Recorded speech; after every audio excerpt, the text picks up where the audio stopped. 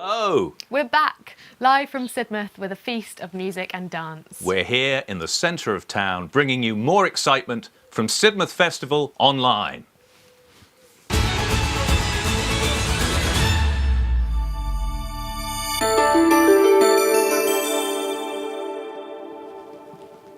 I'm Kitty Macfarlane. And I'm Matthew Crampton.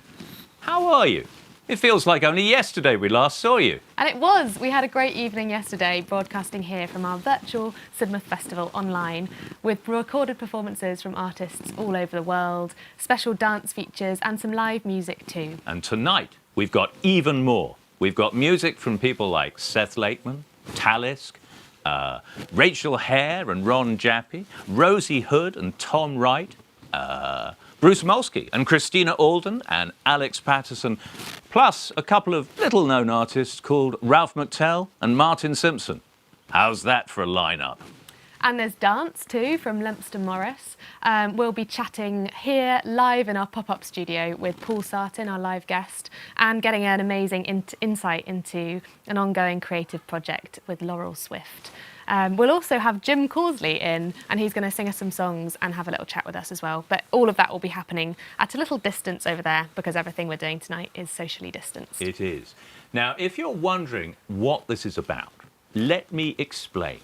It's Sidmouth is a gorgeous town on the coast in Devon.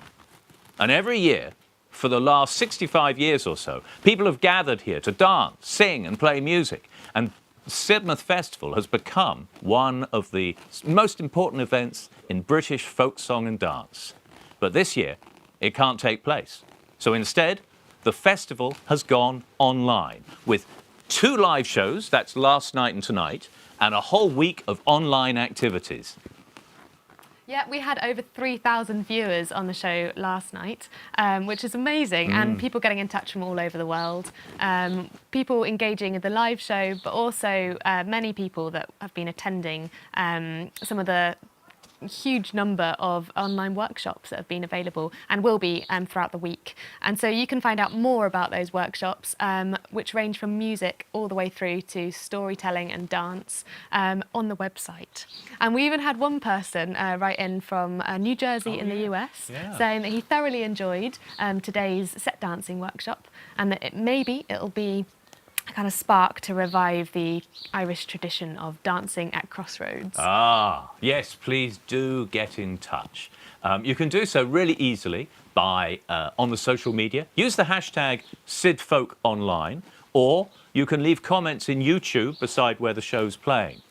Now, people have also shared some quite poignant memories last week. Last night, at one point, we were showing a bus shelter in Sidmouth. It's quite a special bus shelter, I should say.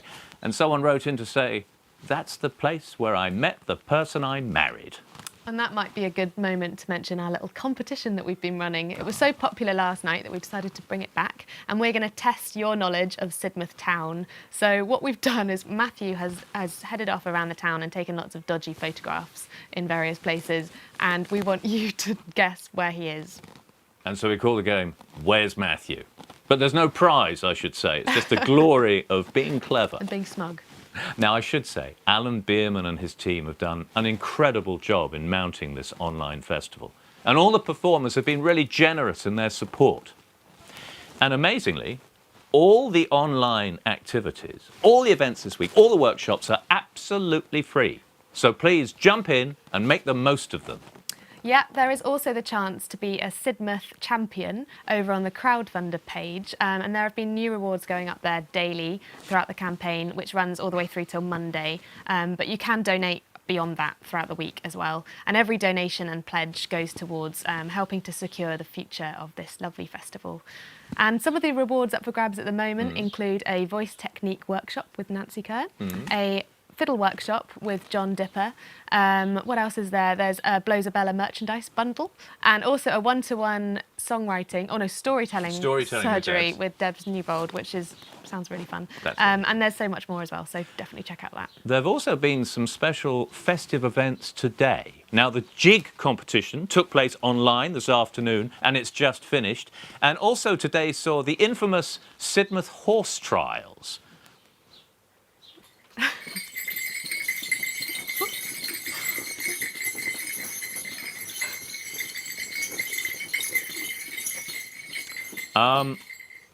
Let's get on with the show. So what's coming up first?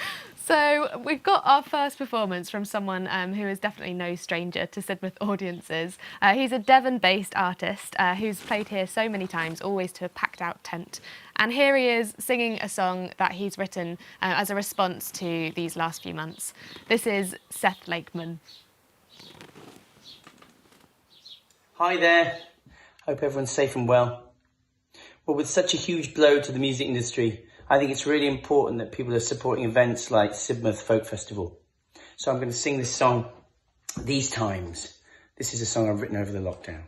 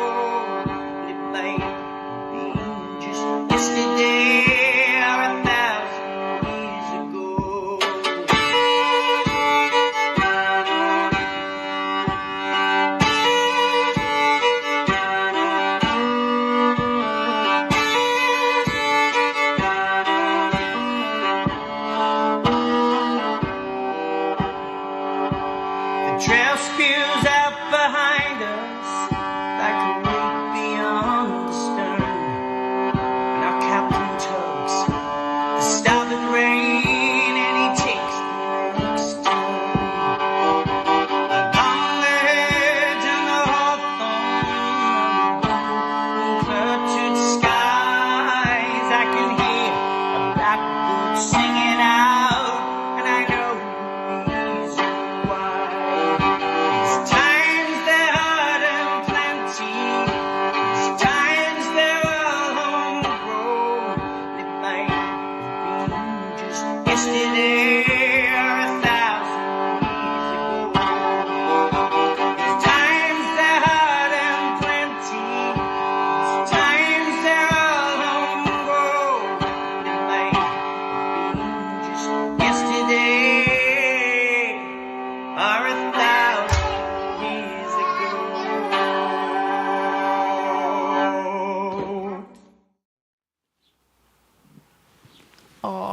little cameo there from Seth's backing singer there at the end. And yeah, just as the rest of the working world has had to adapt to home offices, so have musicians had to put up with a background of pets, children, noisy builders. It's incredible. The moment you try and do a proper recording in your home, you realise how much noise you have to live with. Yeah, and I thought a minute ago that I heard this sort of subtle chinking of Morris bells. Oh, I do. I can hear some bells. Now, you may remember I did mention earlier that there was an event that took place today, the Sidmouth Horse Trials, and a winner came out from that event, and I am delighted to say that we have the winner with us today. It is Sid the Seagull. Sid! Oh, thanks for coming in. What a wonderful outfit there. Oh, yes. Yeah, the bells. I sense an Easter bunny element to the centre of it, but with a very useful mask for social distancing. Yeah, absolutely. Very current. So, Sid, what's it like to win such a prestigious award? Yes. OK, Sid, how's lockdown been for you?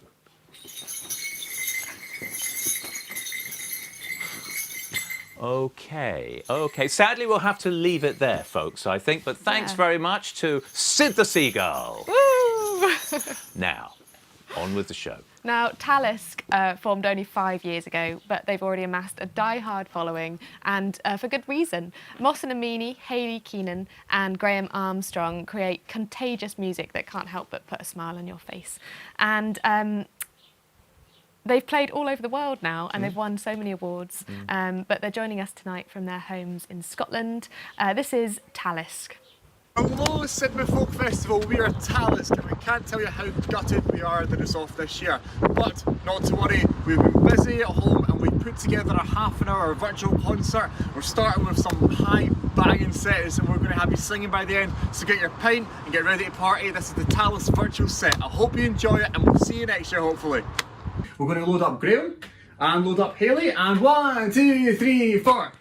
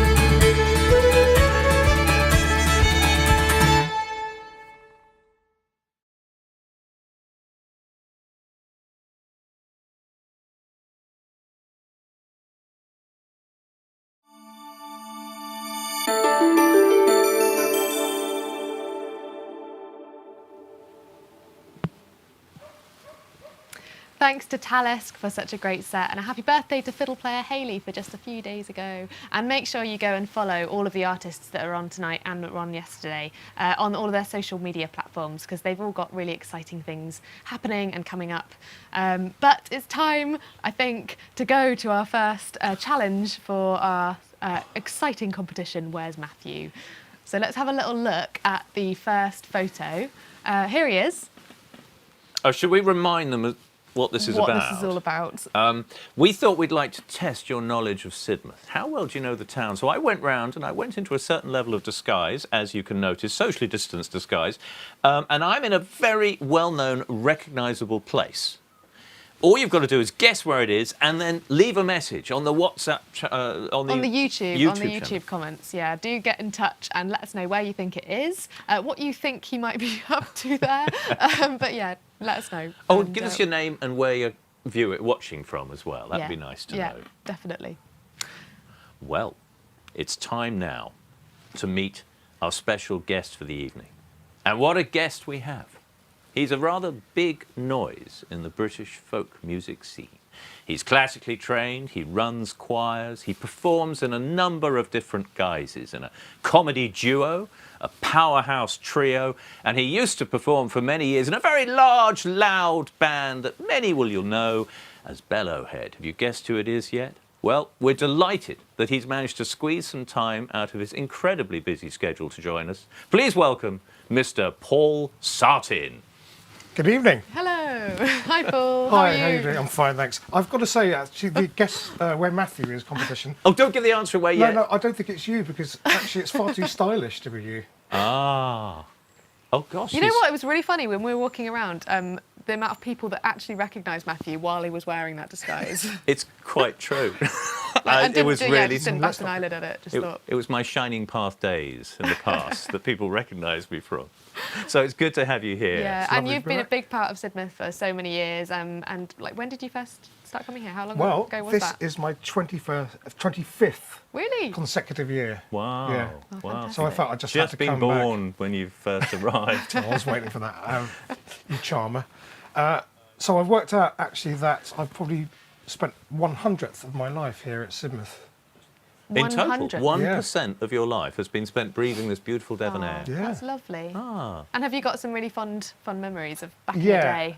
And so many that I just walking around Yeah. town again today, just various vistas and views reminded me of events that I've done 20 years ago that I'd forgotten, and you know, it's sort of It's one of these towns where every square, every corner has a memory. Yeah, it's like a mosaic of memories. It's Yeah. Yeah. And what about your top favourite venue to play here? What would that be? You probably That's played quite- most of them, to be honest. Yeah, that's quite a difficult question to answer. I used to like playing at the old Bowd marquee up on the hill, Yeah. and Yeah. I've got a very fond memory of playing there with Bellowhead in the very early days when the audience actually broke the stage. They were dancing up and down so hard. So that was good, but I love all of the venues. It's difficult to single one out, really. Oh, very diplomatic answer. Well, maybe a more relevant question is, what's your favourite pub in Sidmouth? Ooh, I can't answer that one either. Oh, Look, you yeah. said you were going to give me an easy time in this Okay. interview, and now you're asking me all these different... What's your favourite What's colour? your favourite? Well, I love the Swan sometimes. I love the Anchor at other times. Yeah. It's very hard to choose one. It is I hard like to the choose. Bedford for meeting up with people. Yeah, And I like going to the Radway for a sort of last drink in the evening to hear the music Yeah. session there. yeah. Yeah, no, good answer, definitely. That makes sense. But you've had a lot of your bands that you work in today, or have worked in the past, actually are tied to Sidmouth quite significantly in some ways. Well, I first came here with Belshazzar's Feast Yeah. 25 years ago to play for social dancers, and we were invited by the great Sheila Mannering, who's recently passed away. Oh, right. And she got us into social dancing and some ceilidh work, and then we had a concert spot at the Bedford, and that was our first ever festival spot. Really? And the MC, I remember this, it was Dan Quinn, who's since become, you know, a mate. The But mighty Dan Quinn. I didn't know him at the time, and he didn't know us. And we came onto the stage, and he said, "Ladies and gentlemen, I'd like to introduce this act. I don't know anything about them, and I don't know who they are." Yeah, that's a great intro. Yeah. Straight out of that on MC your book, website. first rule. But so we went on and we said, "Actually, ladies and gentlemen, we've got no idea who he is." So yeah, that was our festival debut, and then with Faustus with the trio. We did our festival debut here at the Ham Yeah.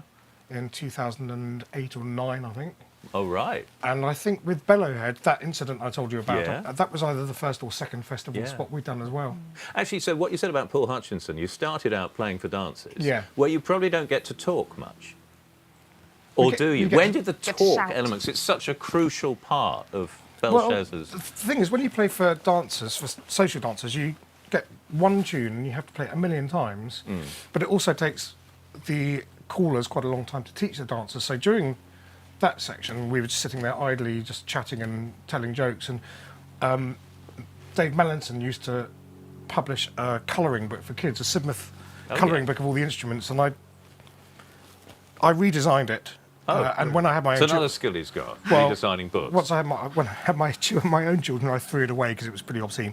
But then, Oh, I see. Oh, right. But during the dancers themselves, you get these tunes that go on and on and on, and many of them are lovely. But that's when Paul and I started to just introduce snippets of other things for our own entertainment, really. Yes. Did people notice these variations that you're introducing? Yeah, particularly when I'm playing them on the Swanee whistle, they tend to know what's going on. Yeah. There's a picture of Paul and I outside the Bedford in 1997, I think, with James, Yes. my youngest, when he was a year and a half old, and we're holding the buggy together. It looks like we're proud dads. Yeah. And that photo, and I'm going to have a shout out now for Derek Schofield of his parish. Yes. He borrowed the photo to put in the Sidmouth History book. history book, and he lost it, and I want that back, and he's had it for about 20 Probably years. using it as a Okay. bookmark. Derek. Moving right along.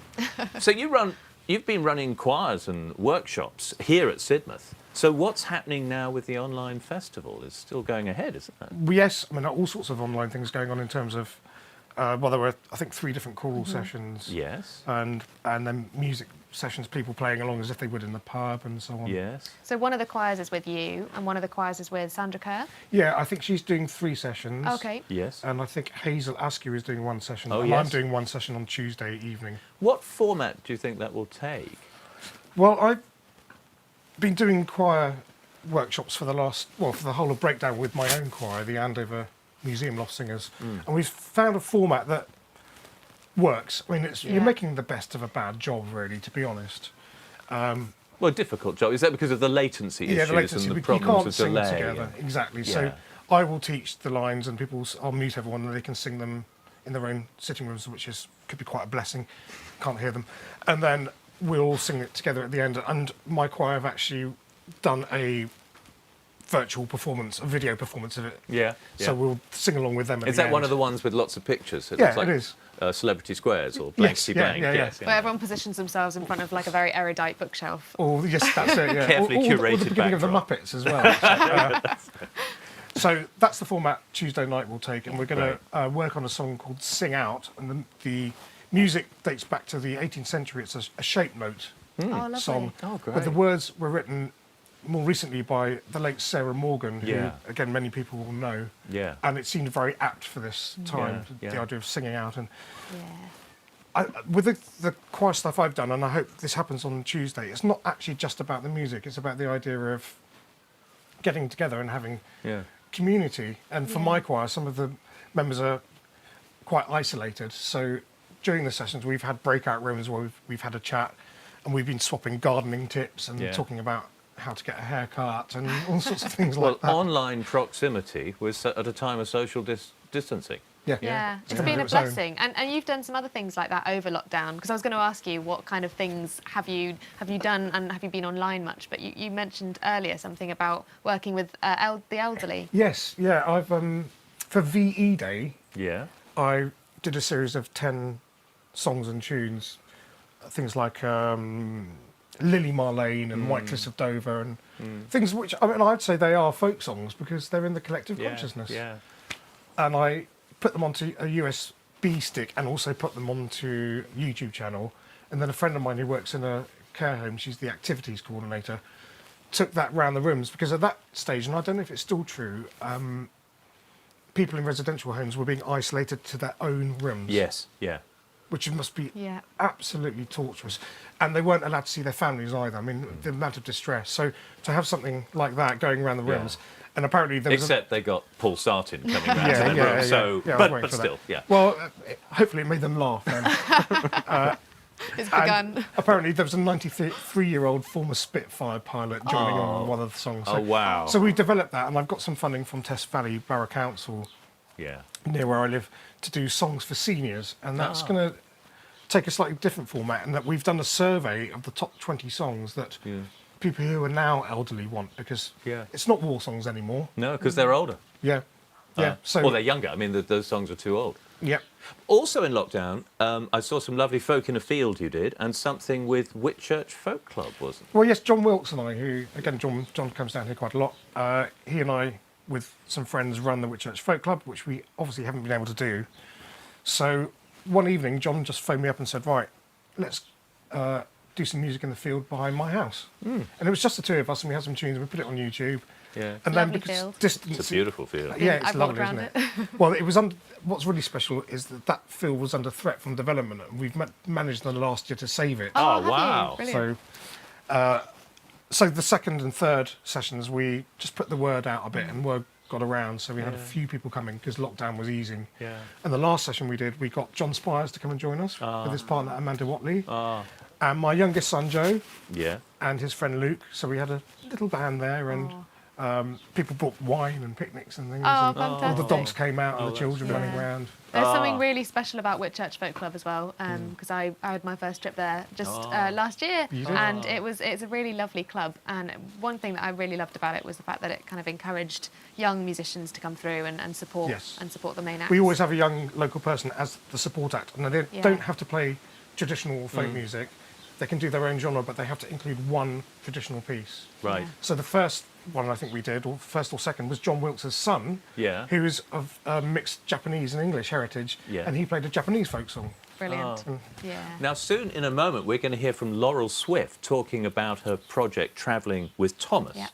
Now, you were involved with this, Yeah, weren't you? well, it's been a godsend during lockdown, this project, because it's been going over several weeks, and it's just been something really good to do. It's brought in an income as well, but online I've been working with Laurel and Dave DeLaire, who are old mates anyway, but I've met loads of new people, a singer and 3 dancers, and working with dancers online is... Well, how does that work something- on Zoom? Well, you'll see later on, won't Very you? Oh, well, I guess expressive, we will. Yeah, yeah. that's what happens in the video. So yeah, Laurel's been working in quite a novel way with this project, and she's creating a musical over the course of about 5 years, I think it is. But rather than just going away and doing it, she's involving the audience in a really interactive way, which is quite interesting. Is that a completely new way of working for you? Or? Yes, it Yeah. is. I've been taking part in the project at various stages over the last few years, and then this is the first time dancing has been introduced. And I've never worked with dancers either. Well, I played for Morris a little bit, but they're modern dancers. So yeah, it's a really novel thing. And then trying to work out how to do it online. Well, I think we're going to have to leave it there because we're now going to go and listen to Laurel. But first, we'd like to thank you very much, Paul, Well, for thanks coming. for having me. Yeah, and nice to thanks, see you Paul. both Yeah. again. It's nice to see some real people. Yeah, it's a real pleasure to see you. Thanks, Paul. And Thanks. so we're going to hear a little bit more from Laurel Swift on her Travelling with Thomas show just now.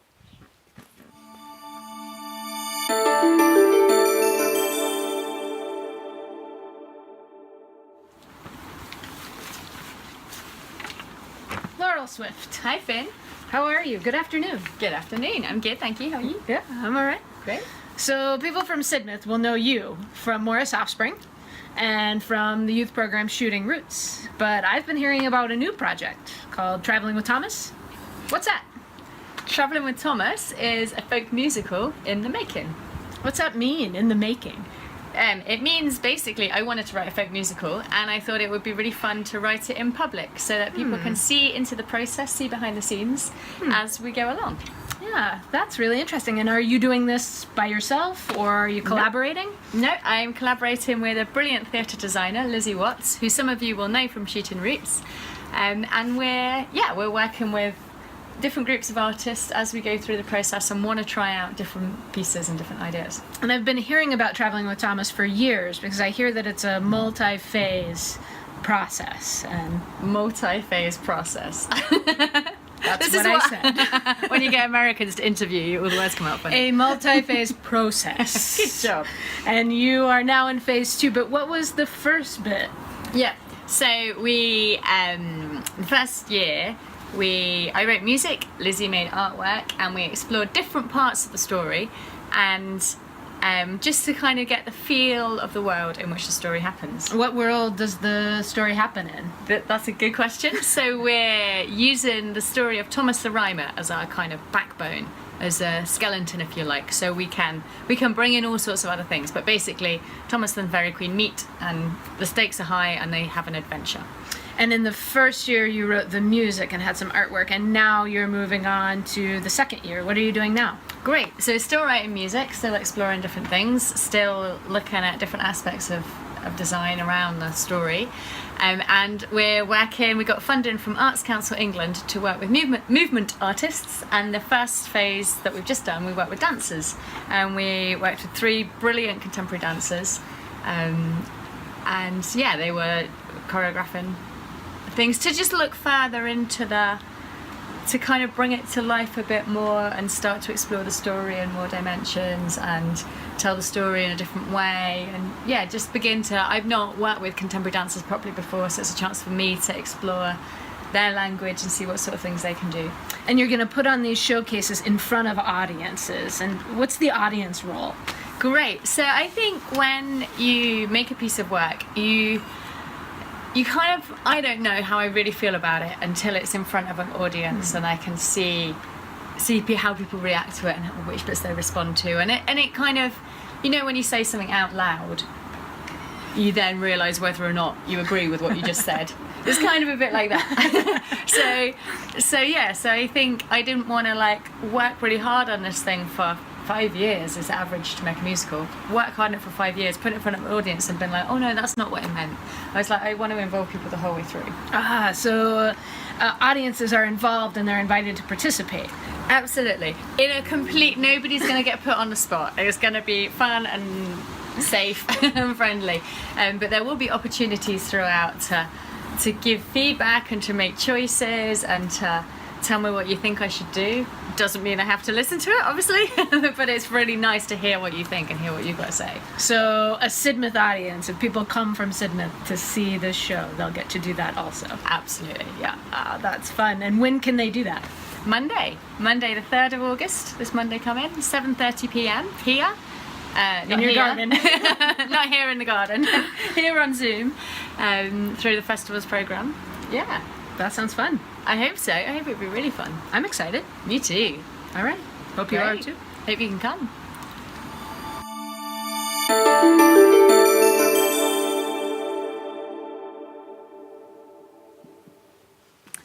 Laurel Swift there talking about travelling with Thomas, which is something that you can be part of as part of an interactive audience on a Zoom tomorrow evening, Monday the 3rd. Just find out more from the website. And Laurel has been involved in so many different projects over the years with Sidmouth. And one of the things she mentioned there briefly was Shooting Roots, of which she was the artistic director for 12 years. And Shooting Roots run folk arts projects for and by young people from the ages of 13 to 17. And this week they have several online Zoom workshops to choose from, with more being announced every day. And there's also another youth programme that's a really big part of Sidmouth, which is called Stream of Sound, and they too have things on offer on the website. If you head to the videos section, you'll find a couple of great pieces that have been contributed by them, including a documentary about Midlands songs. Right. Which sounds great. Now, before we heard from Laurel, we interviewed the great Paul Sartin. And while we were doing that, and as I was watching you ask questions, I was thinking, Kitty, just recently I saw you answering some questions. Wasn't it on that Folk on Foot podcast? Yes, you're right, I was. And that was a really lovely thing to be involved in. If you've not come across Folk on Foot before, it's an amazing podcast led by the BBC's own Matthew Bannister, who takes folk artists and walks and talks to them through the landscapes that have inspired their songs, and they walk along chatting, and or we do, and also perform a few songs as well. And he only started it back in 2018, so it's relatively new. In fact, he launched it here at Sidmouth, and he's a massive fan of the festival. Yeah. But it's already won some amazing awards, and there's something really transportive and escapist about those episodes, all of which can be found online. And for Sidmouth Online this year, he's presented a virtual talk with footage from some of the shows, and he talks about his past guests and also how this podcast that depends so much on outdoor experience has developed and managed to succeed during this period of lockdown. So this can be watched on YouTube, and you can find a link to that on the videos section of our website too. Now, we have a competition winner. The competition is called Where's Matthew? And earlier we showed you a photograph of me in a mysterious location. There I am. And now last night, the first time we did this, we got a winner immediately giving their name. And tonight, again, we immediately had a winner. We did. And who was it? And funny enough, it was the same person. So the first person to get this correctly was Anne Dunn, and we can announce that the correct answer was the fishmonger down by the Ham. So there I am. Sad. Normally I'd be there buying a fish bap, but it's closed at the moment. But they do get the most amazing fish baps at this store. Yeah, here. It's open during the week as well. Yes. And yeah, it's one of my favourite places to frequent during the festival. So it is as well. open during lockdown, but just wasn't open at that particular time. Yeah, and yeah, lots of people got involved. And we've heard from, also someone else who got it right was our very own cameraman Kyle's dad. So well done, Kyle's dad. Well done, Kyle's dad. Someone else said, great fresh crab from that place, which I agree on. We've also heard that Prue, Nancy and Tom are watching in London, so hello to you. And yeah, thanks to everyone that's getting in touch, and please do continue to do so, because we love hearing from you. Great. It's time now for some more music. Our next performers were due to come to Sidmouth for the very first time, where they were going to support John Bowden and the Remnant Kings at the Ham. But instead, they filmed themselves in some rather wild and exciting places. First in Scotland, and then right on the other side of the world. Please welcome Rachel Hare and Ron Jappy. Hello! Welcome to the sunny, amazingly sunny Trossachs above a little bit north of Glasgow. My name is Rachel Hare. And I'm Ron Jappy. And we were meant to be with you in Sidmouth, but we're sad not to be there, but fair play to all the organisers for putting together the crowdfunder and bringing us all virtually together for some performances. We're going to play you a wee set of tunes just now, and then we're going to take you afterwards to, well, this is our first time playing together actually. It's the first time playing together since lockdown, and we're going to play together now, and then we're going to take you to the last time we played together, which, believe it or not, was in similar weather. But the other side of the world. The other side of the world. We did. We took the instruments down to a beach in New Zealand at the end of our tour, just before Ron left for the airport in Auckland, and we managed to film a set of polkas. So we're going to put that on after this wee set. But for now, we're going to play you a tune from our latest album, Sparks, and it's a stunning, beautiful air, or kind of mazurka, I guess, written by a friend of ours, Callum Stewart. He might be familiar to you, brilliant whistle, uilleann piper and flute player from the northeast of Scotland. And his tune's called Looking at a Rainbow Through a Dirty Window. And it's got a lovely kind of meaning behind it. The dirty window is meant to represent all the not so great things that are maybe happening in your life or in the world. But if you look through the dirty window, you'll see a rainbow. So yeah, it's a tune about hope, and a good one for 2020. So yeah, we hope to see you maybe in person next year or another year at Sidmouth, but for now, we'll play you this. One, two, three, two.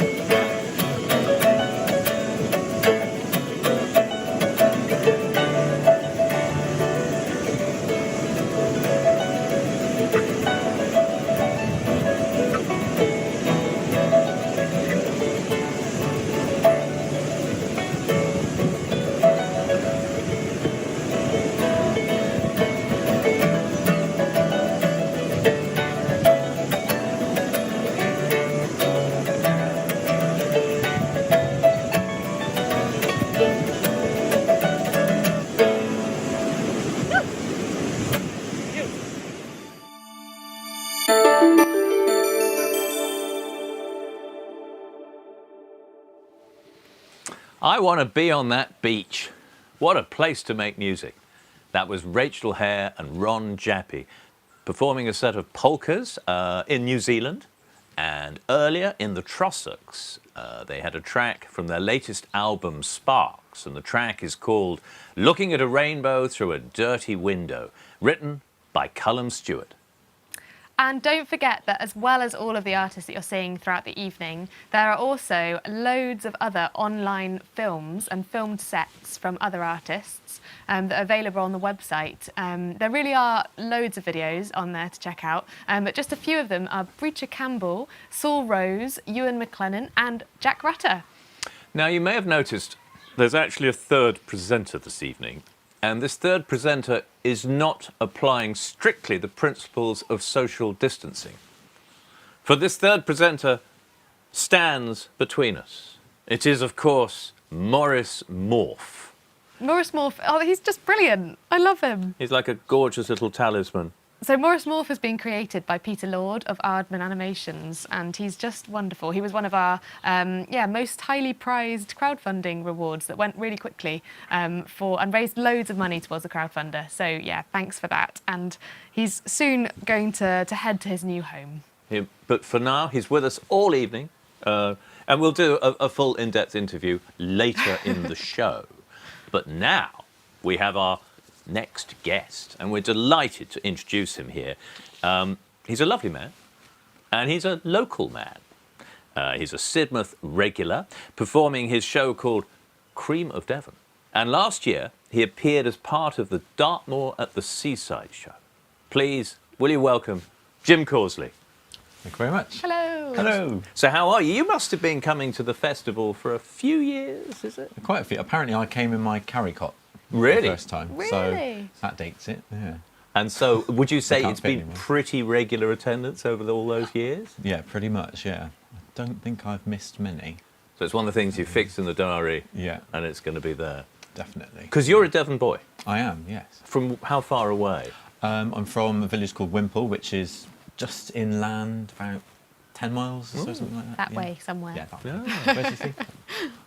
So you know Sidmouth really well, like Pretty as well, a yeah. seaside town Yeah, as I've got well. some ancestors in the graveyard. Oh, Oh, really? really? Yeah. Interesting. Oh, funny you should talk about ancestors. Oh. We were just going to bring you onto that Oh. because you've been working a lot on the work of Charles Causley over the last few years, really. Yeah. And we wondered whether you could talk a little bit about that because that sounds really interesting. Love to. So yes, I'm a distant relative of the poet Charles Causley, who's from just over the border in Launceston, or Launceston, Cornwall, just over the Tamar. But the surname is from Devon, in case you were worried. Oh, right. Okay, yeah, good. So From he's the, the... yeah, that's yeah, the connection. he's We're the from a village called Trusham in the Ting Valley. It's where we all sort of stem Yeah. from. And so Charles died in 2003, and in 2013 I got a very rare opportunity to record in his house in Wow. his hometown, because after he died, a group of his friends got together because they wanted to preserve his house for the future and sort of keep his work out in the public eye, as it were. And so before they started renovating the house, they allowed me and a small group of musician friends to go in and record in the house. Oh, And wow. I've been setting his poems to music for a few years. I mean, 'cause how does it feel to collaborate with a distant relative? magical, really. Yeah? I mean, it must be unusual. What, yeah. Yeah, it was a lot of spine-tingly moments, actually, Yeah. because we were recording in his study, and it's a very small house, just a little 2-up, 2-down terrace Yeah. cottage where he lived with his mum. Oh, yes. And his study's got his old piano, so we used his own piano on the CD, Oh. and it was a bit wonky, Yeah. but it was the perfect sort of sound. And a lot of the poems mention objects that are in the house, so as you're singing it in the room, he probably wrote them in. It's Ooh, ghostly. yeah, And but in that a was nice way. that was Cypress Well, Yeah. the CD. But you've recently created an addition to that, which Yeah. is Cypress Well 2, and that's been a product of the last few months, which is crazy and amazing.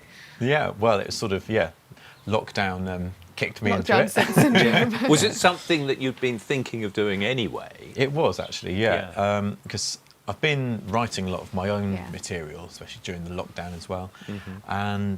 but that's not quite ready. But I've been setting Charles's poems, as I say, for quite a while, and I had some that didn't get used on the original recording, and I've also been commissioned to set some others for various different projects. So I had a few that I wanted to record anyway. and through another band I'm involved in, they wanted me to send some bits and bobs of music for demos that we are making. So I had to learn how to do home recording. Yeah. And I thought, yeah. I could do this with my own material. So Well, how Brilliant. was it to do home recordings? You're becoming your own technical manager. I won't lie, it's a bumpy road. Yes, I think we've all been down that road, yes. But you learn as you go, don't you? You learn by your mistakes. Learn to have a backup file. Yeah, yeah. And learning words like compression and stuff like Exactly. that. Yeah.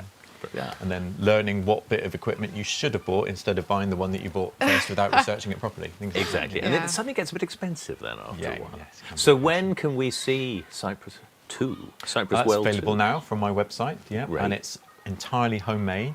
Ah. I'm hand drawing all the covers and everything. Wow. Oh, Which I'm fantastic. slightly regretting. So is it limited edition?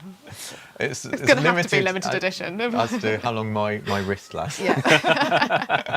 Well, let's hope for a lot of sales, except for money, Yeah, but yeah, not of for course, your yeah. arthritis. Yes, or something like that. So what else are plans for the future now? Well, I've got a few different projects on the bubble. So I've got my own songwriting. Yes. And I've joined a new group. Well, the group's not new, but I'm new to the group, called Narthen. Of course, Who yeah. you may be familiar with. And they're up north, aren't they? Yeah, well, sort of. Or- It doesn't mean northern. Do you know that? Well, no, What does it mean? It's Derbyshire dialect, Yes. Midlands, for now then. So that's what it Lovely. means. Yeah. So yeah, chatty sort of. That's great. And aren't you working on some interesting project with Shakespeare as well? Yep, yeah. I'm working with I was involved in a project with Villages in Action, which is Devon's rural touring scheme. And one of those projects, I was roped in to do the music for a sort of theatrical type show. And one of the actors I met through that had a one-man version of The Tempest. Wow. It's quite impressive. But then he said he'd like to revive it, but have some live music with it instead of a CD player. And so he asked me to replace the CD player. Oh, So, wow. Well, that's yeah. lovely. Sounds fantastic. Well, we're going to be hearing from Jim a little later, and he's going to perform specially for us. So for now, thanks very much for Thank joining you, us, Jim. Thanks. See you later. And we should say that all the you can find links to all the artists and performers on the show on our website, so you can go there and buy their albums and Yeah, support them support as them. they are supporting us and the festival.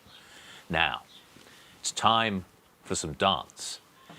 Kitty, are you missing the sound of bells and melodeons?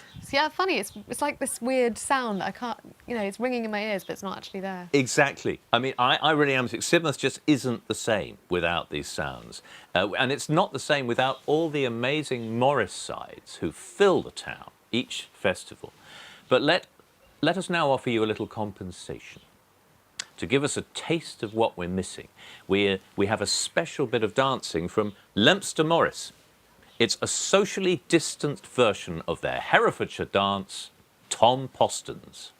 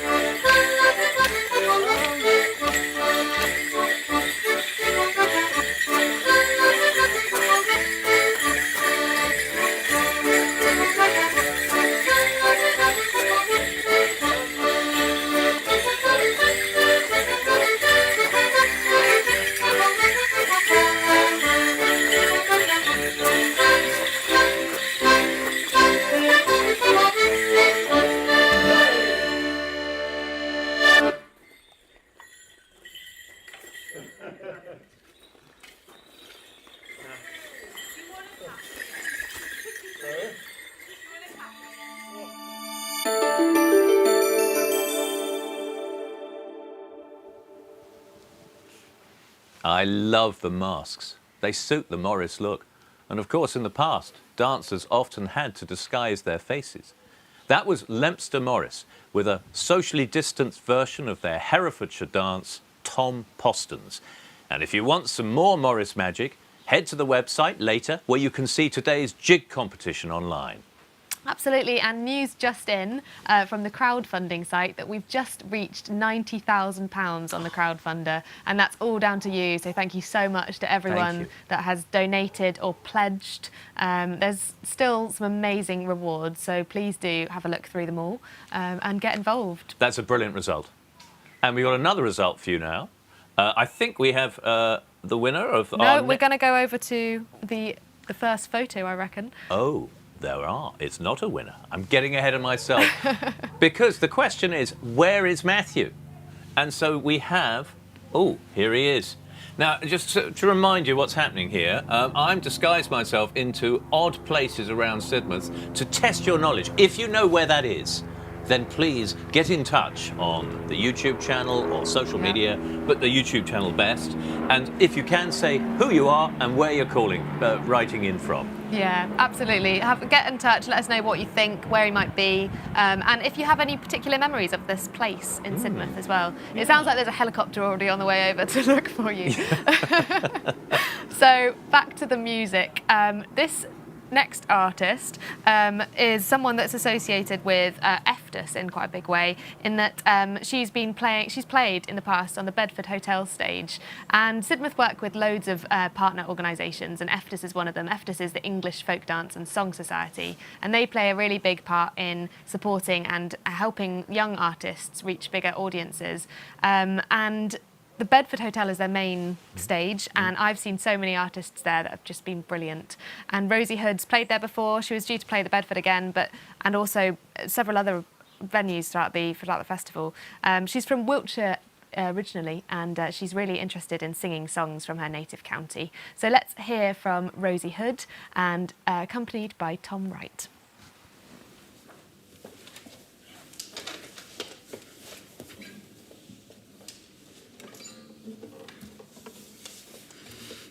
Hi everyone, I'm Rosie Hood and this is Tom Wright, and we're disappointed that we can't go to Sidmouth this year. However, we're really glad to be part of the online festival instead. And we're going to start our set with a song called A Furlong of Flight from my first album, The Beautiful and the Actual. It's a song about a monk from Malmesbury.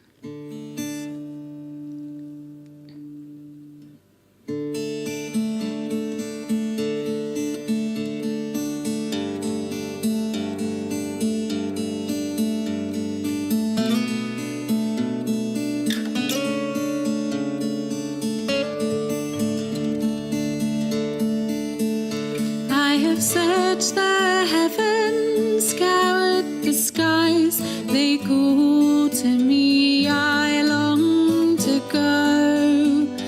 I have seen my fate beyond this realm, bathed in Halley's glow. It's long since I saw this source of tears, for years I wondered where you go. To time set my gaze to worlds unknown by the light of Halley's glow. But the jackdaws beckon, join our chorus, hands to wings fly among your own. And so I wrapped my arms in air 1,000 years ago. In the swirling air I found my course, the breeze between my fingers flowed, a furlong from God's tower to the ground by the light of Halley's glow. The wind inspired my fall from grace, too soon my wings they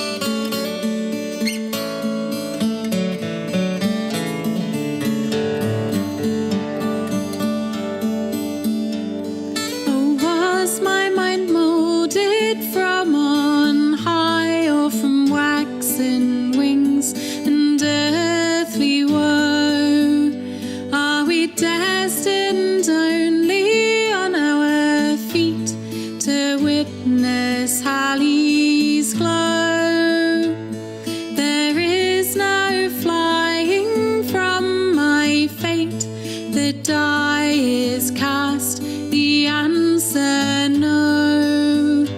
My wings are clipped and I am bound by the light of Halley's glow.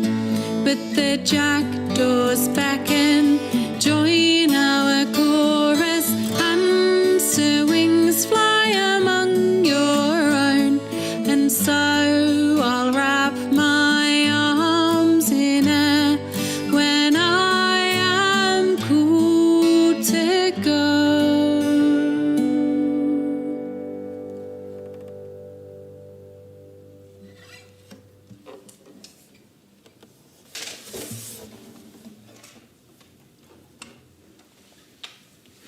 So you'll notice that this isn't the lineup that I was planning to have at Sidmouth. I was going to be there with my trio, Nicola Beasley on fiddle and Lucy Huzzard on melodeon. Unfortunately, we don't all live together, so we haven't been playing during lockdown. But I do live with my lovely partner Tom, who is also in the Magpie Arc, who you will be seeing as part of the online festival as well. And so we decided to give you a bit of a different set with the two of us instead. And we're going to carry on with a song called The Swallow. And it was collected in old Wiltshire dialect. And although I'm from Wiltshire, my accent is not that strong.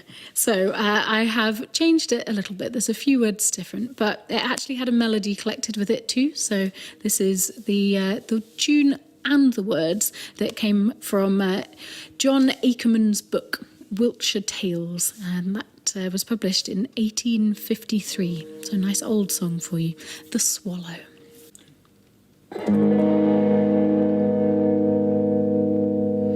The swallow twitters on the barn, the rook is cawing from the tree, and in the wood the ring-dove coos, but my false love has fled from me.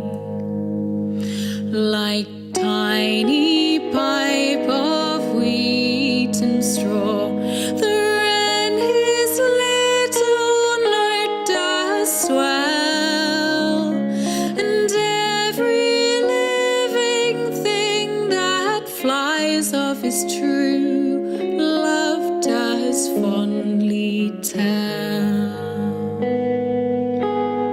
But I alone am left to pine and sit beneath the worthy tree, for truth and honesty be gone, and my false love hath fled from me.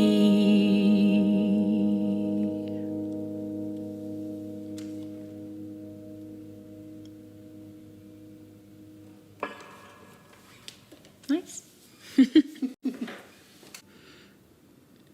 So we're going to stick to the theme of Wiltshire songs and stories for you. And we're going to do The Baker's Oven. And this is a song that was collected a couple of different places locally to where I grew up. And it's about stealing gravestones and baking bread, all in the same song. And if you listen carefully, you'll hear some excellent bread-based puns. I think that's quite suitable for lockdown, isn't it? Everyone's been baking bread. So listen out for those.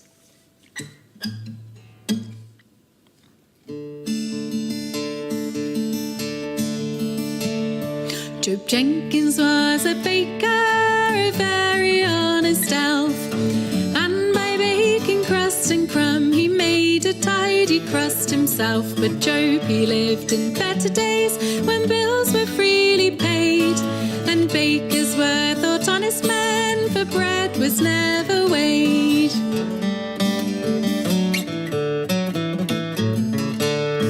Success creates ambition in this world between the poles.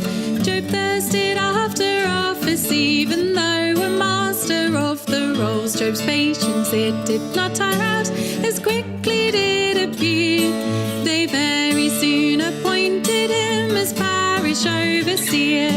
At length the tallow chandler the debt of nature paid, and in his place without delay Job the churchwarden was made. He soon declared that to his house a man must be a sinner, to toil for parish work and go without his parish dinner.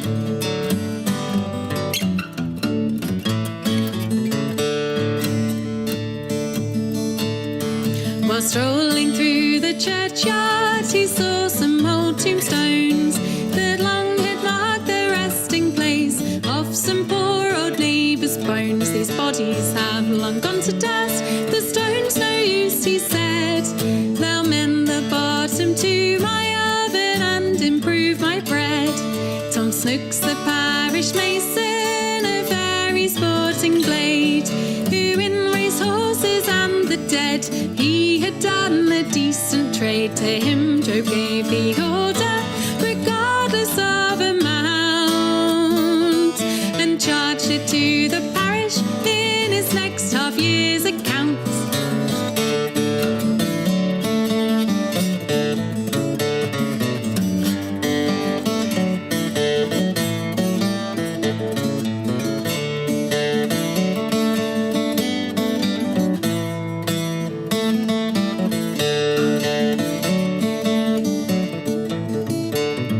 The job was done, the bread was baked, Job in his highest glee got up at early morning so that he might the improvement see. But soon as dawn he dropped the peel with horror on his looks,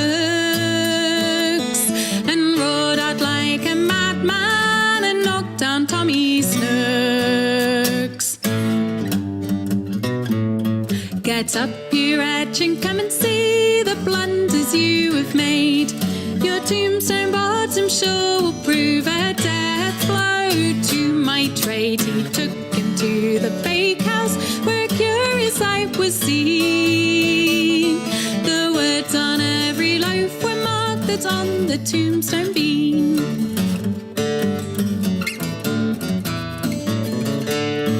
One quarter had in memory of another here to pine, a third departed from this life at the age of 99. A batch of rolls when they were done said, this our time is past.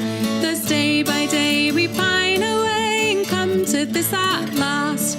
Next came the cottage loaves, and there upon the bottom's plain we trust in him that made us, and we hope to rise again. On every loaf that they drew out or from that oven door, there on the bread each one could read the letters on the floor.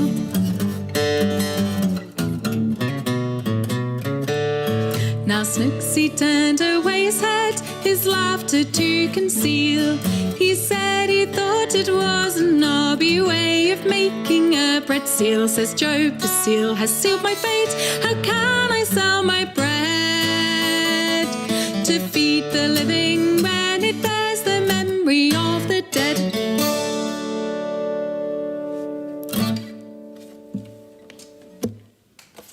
This next song is Adrift, and it's a song that I wrote after hearing about the ghost ships that were found floating off the coast of Italy a few winters ago, mostly full of refugees trying to make it out from Syria, who had boarded these ships, paid lots of money to make it safely to Europe, and then the crews had sailed them out into the sea and then just abandoned them. And so they'd been found floating with no crew. Hence why they were called ghost ships. And I'd been looking at a traditional song at the same time as I heard this in the news called The Emigrant Ship.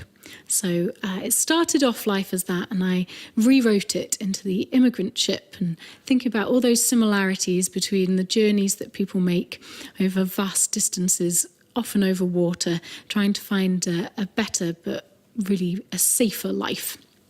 And it ended up being this, adrift. So if you fancy joining in, then there's some refrains. There's adrift, adrift on the ocean wide, and then drifting nowhere on a cruel tide.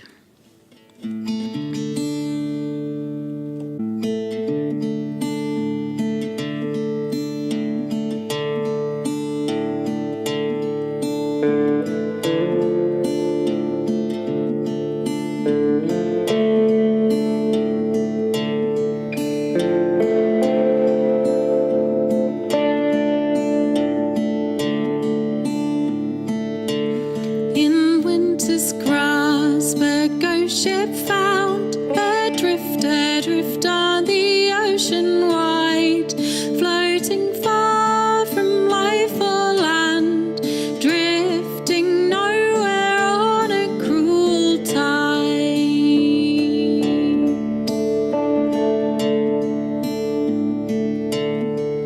Left forsaken on the sea, adrift, adrift on the ocean wide, cast her to eternity, drifting nowhere on a cruel tide.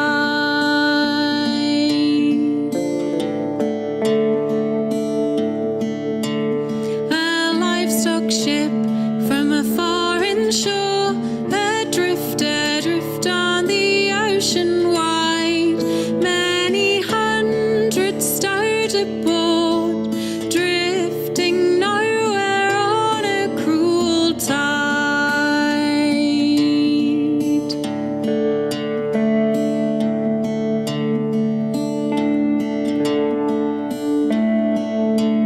I left the ruins of my home, adrift, adrift on the ocean wide. Conflict forced me far to roam, drifting nowhere on a cruel tide.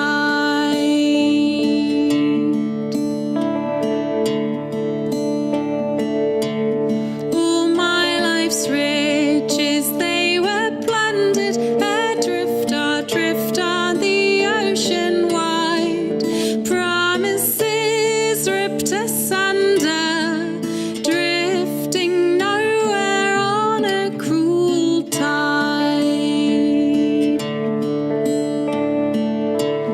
The waters dark, they hold my fate, adrift, adrift on the ocean wide, cursed to spend my life in wait, drifting nowhere on a cruel tide.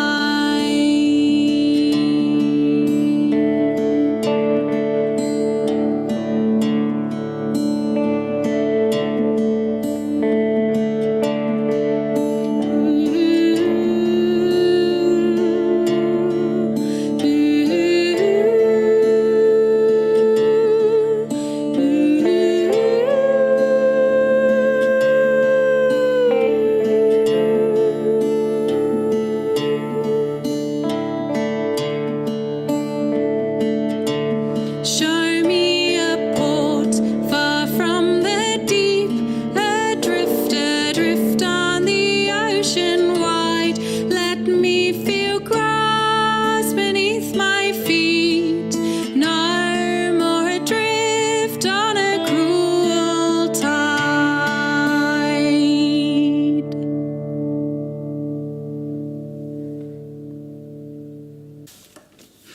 About 18 months ago, Tom and I went on tour around Canada. We went to near Toronto and around Ontario.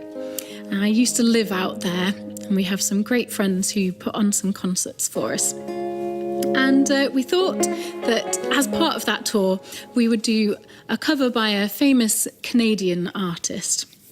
And we decided to do this one, Sisters of Mercy by Leonard Cohen.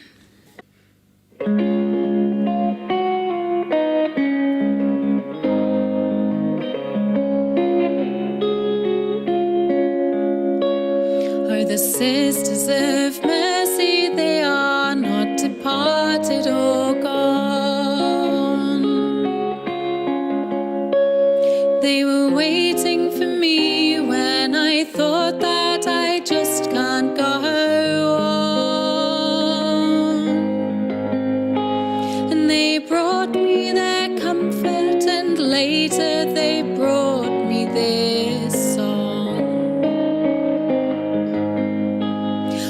hope you run into them. You've been traveling so long. Yes, you must leave everything that you cannot control. It begins with your family, but soon it comes round to your soul. I've been where you're going, I think I can see how you're pinned. When you're not feeling holy, your loneliness says that you've sinned.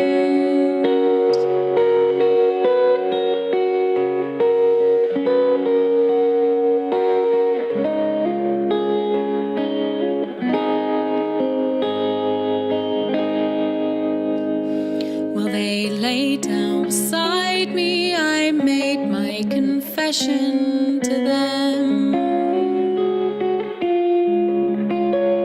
They touched both my eyes, and I touched the dew on them.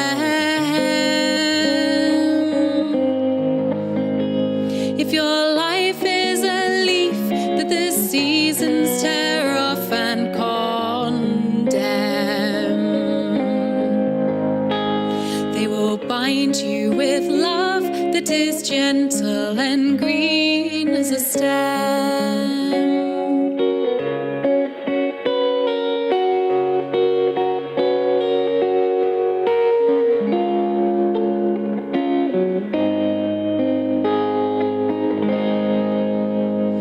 When I left, they were sleeping. I hope you run into them soon.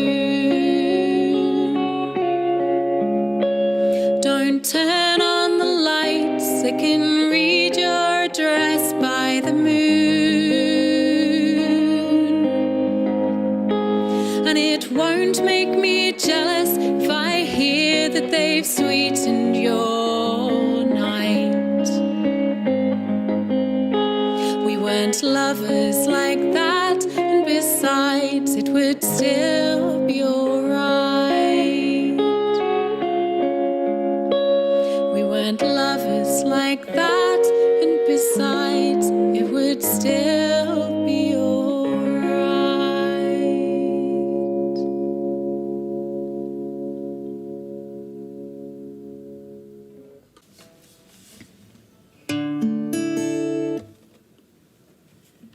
So the great thing about this being pre-recorded is that I'm going to edit out all of the tuning that I have just done. So you're not going to have to listen to any of that at home. Unfortunately, of course, you're going to have to imagine the footprints of the seagulls on top of the ham marquee, something that I think is quite iconic to Sidmouth. But maybe you're watching in a conservatory at home and you've got some pigeons on the roof. That's basically the same thing, isn't it? Pretty much. Yeah, pretty much. So we're going to finish off our set for you today with Bread and Roses, a song that was recommended to me by our good friend Sherry. And it's a song about women and about protest, but not just that. It's about how you can get by with just bread, just the basics in life.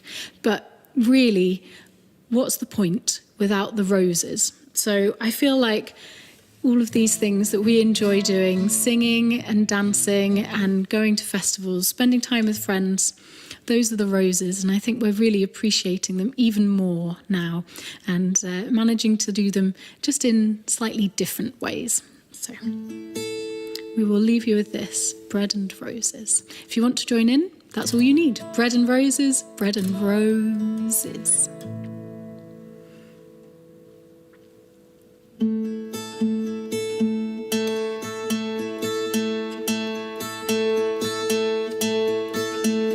As we go marching, marching in the beauty of the day, a million darkened kitchens, 1,000 mill lofts grey, are touched with all the rage audience that a sudden Sunday's closes.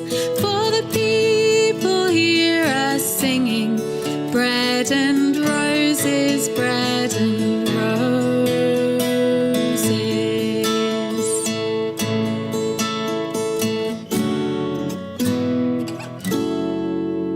As we go marching, marching, we battle to for men, for they are women's children, and we mother them again. Our lives shall not be sweated from birth until life closes. Heart starve as well as bodies. Give us bread, but give us roses.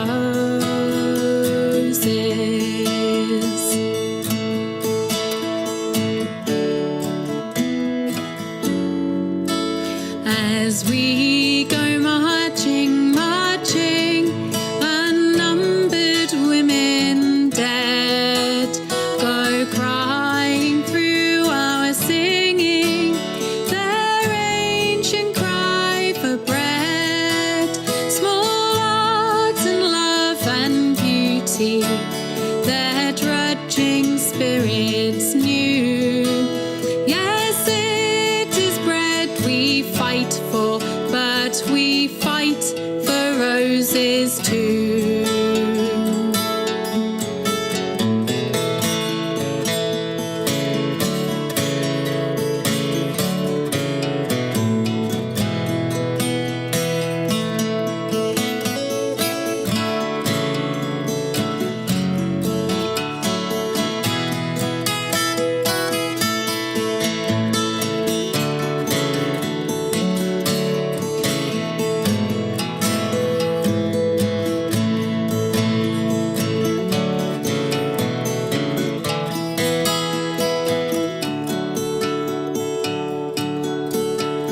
As we go marching, marching, we bring the greater days.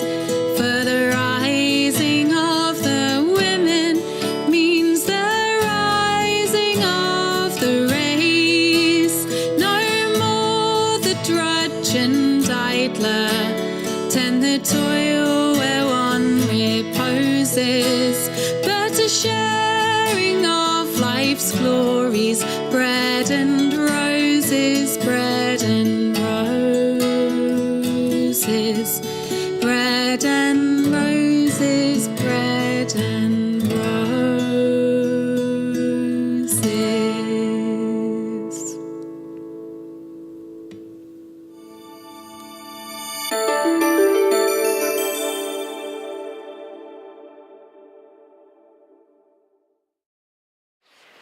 That was Rosie Hood and Tom Wright with their special Sidmouth set from Sheffield, and I love the fact that the Sidmouth Seagulls got a mention in that video as well, because a Ham Marquee gig just wouldn't be the same without their silhouetted feet padding about on the canvas roof.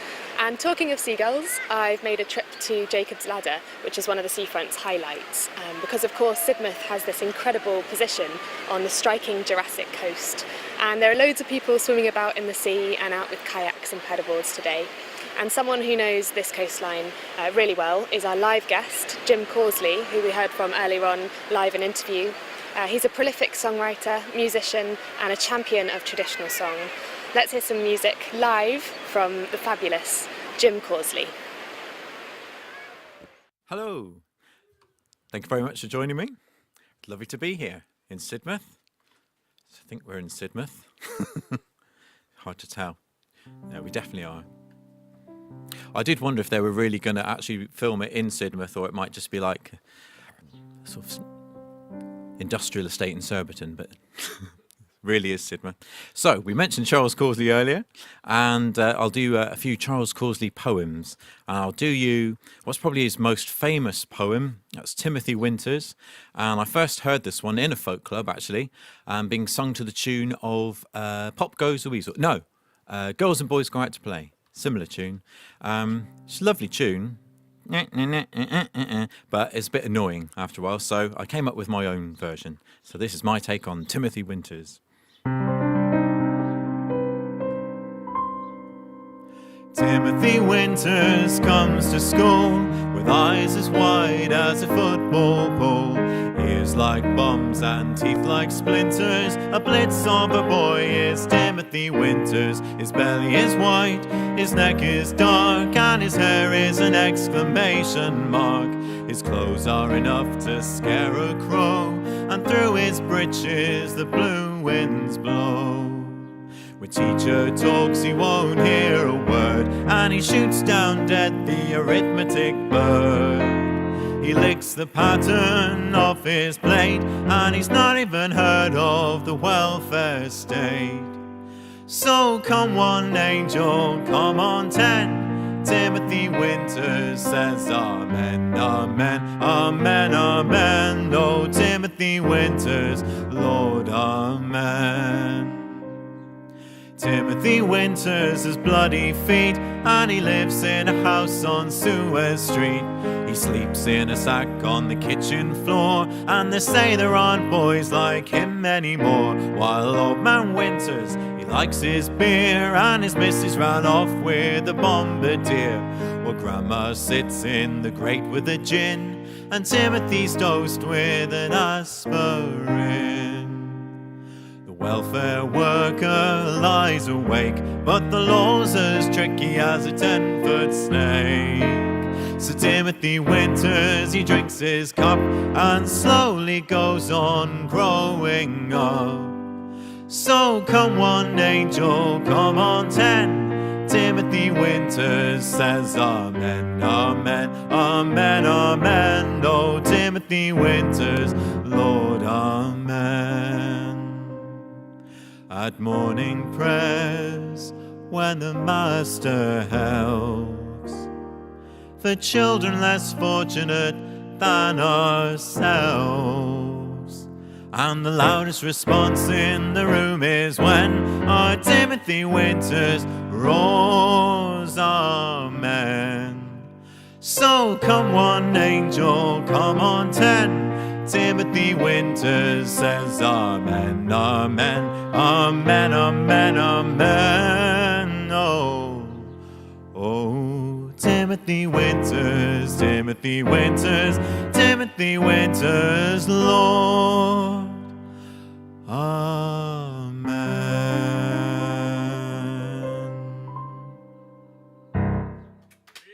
Thank you. Thank you very much, crew. Thank you. I did a sort of homemade video for another festival the other week, and I had to record it on my phone at home, and it's very weird just sort of singing, talking to yourself, and no response at the end of a song. I don't know why we crave response. It's terrible, isn't it, really? Anyway, I'd like to do a poem that is from this new CD that I've created. I've got a copy here, actually. Cypress Well 2, available from my website, jimcosy.co.uk. And I've got several, as I was saying, settings of Charles's that I've done over the years that didn't get used on the original recording, and also some that I've created during the lockdown. And I made it all myself.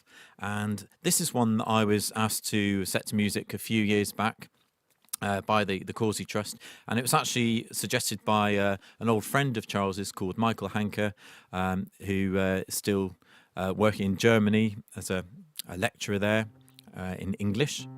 And yeah, so they asked if I would set this one to music, and it's been set to music quite a few times already, lots of different versions. If you go on the internet, it's so fascinating to hear what other people have done with all these poems. And yeah, just another lovely poem that was this one. Charles actually translated it. He found it on a crucifix in Normandy, dated 1632, and he's translated it into English and made it into a lovely poem. It's called I Am the Great Sun. I am the great sun, but you do not see me. I am your husband, but you turn away. I am the captive, but you do not free me. I am the captain, but you will not obey. I am the truth, but you will not believe me. I am the city where you will not stay. I am your wife, your child, but you will leave me. I am the God to whom you will not pray.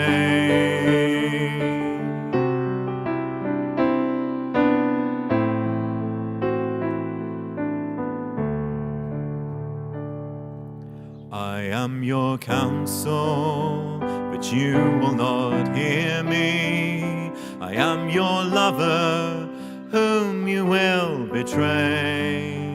I am the victor, but you will not cheer me. I am the holy dove, whom you will slay. I am your life, but if you're not near me, seal up your soul with tears and never blame me. Seal up your soul with tears and never blame me.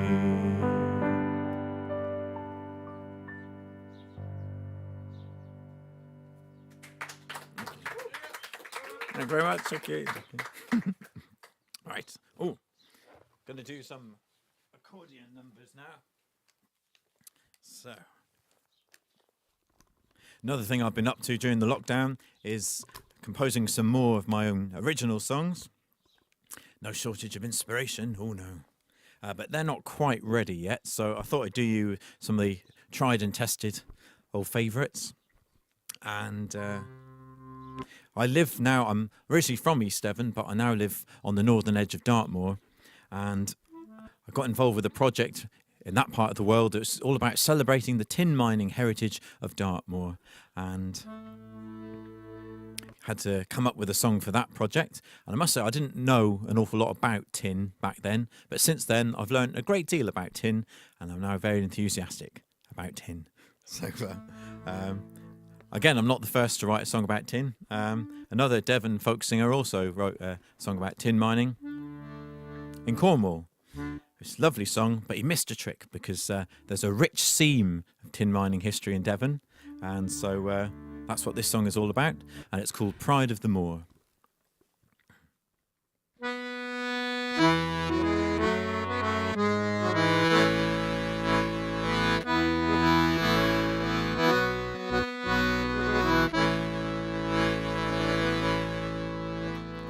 When first you found me as dark as the night, bound up in granite called cassiterite, with quartz and with copper, with iron and lead, my brothers all round me lay dormant, not dead.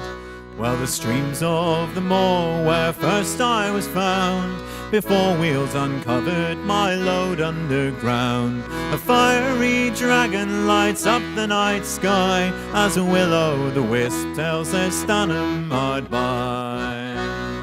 Pride of the moor, we'll sing unto thee, in thanks for the treasure you've given so free. And should we have need to come find you again, we'll call and we'll listen for the cry of the tin. From black tin to white tin to ingot I be, enslaved into form, but from earth I am free. The 12-hour tide takes my tailings from me, I'm a traveller bound on the road to the sea. Well, the first town was Tavistock, the Stannaries came, then to Chagford, Ashburton and Plimpton the same. Midsummer to Michaelmas, the coinage time came, a saying if I was as pure as my name. Pride of the moor, we'll sing unto thee, in thanks for the treasure you've given so free. And should we have need to come find you again, we'll call and we'll listen for the cry of the tin.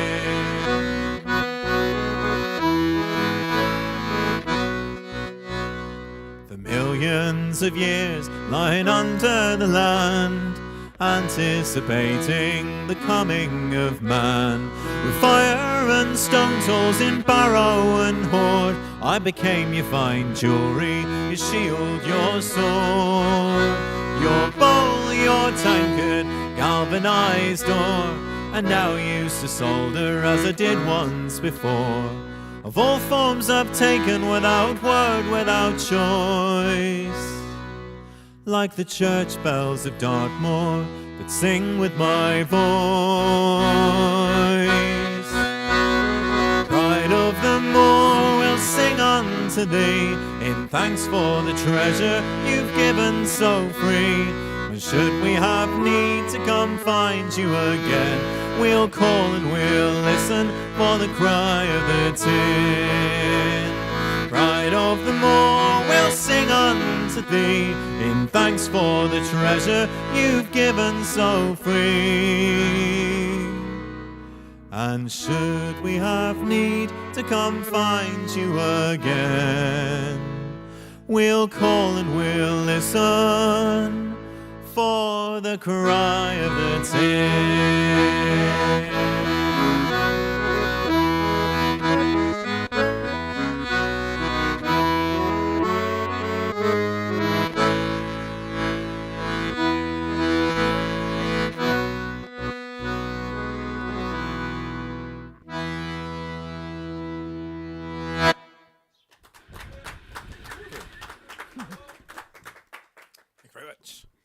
As I mentioned, my home of East Devon. Another song I'd like to do is one called Home. I thought that was a genius title for a song. No one ever has come up with that one before. And it's all about how my family moved from the old house that we lived in for many years to a new location. And I'm sure many of you know that moving house is quite an emotional time. You know, it can be a very sad time, but also can be very positive. You're going somewhere new, meeting new friends, new enemies, you know. So I tried to get a bit of all of that into the song. And it's got a little chorus for you to join in with at home if you'd like to, which goes, when will you need me? When will you leave me? When will you tell me it's so? Angels adore me, old friends ignore me, home. Okay. So if you can't remember the rest of it, just go home, at home. That'd be perfect, thank you. And I think I should do it in F tonight.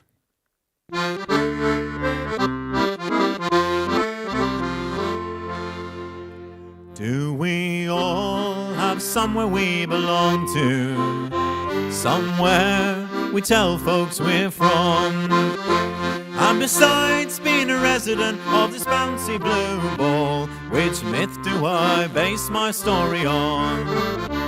I was raised on a farm in the country. We would live there forever somehow. Uprooted, undisputed, and I sure feel like I'm homeless now. When will you need me? When will you leave me? When will you tell me it's so? Oh, angels adore me, old friends ignore me. Oh,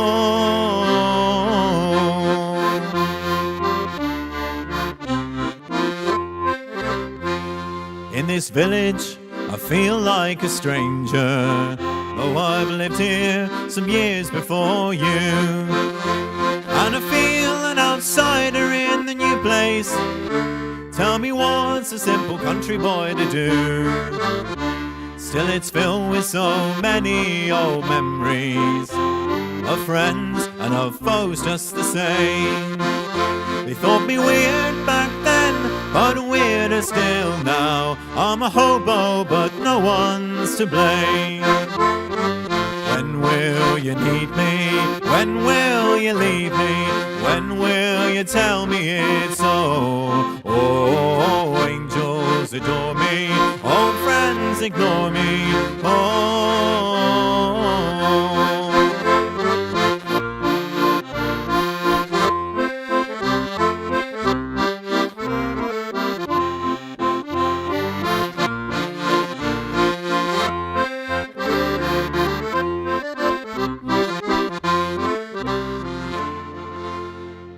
But I I fear for the last generation.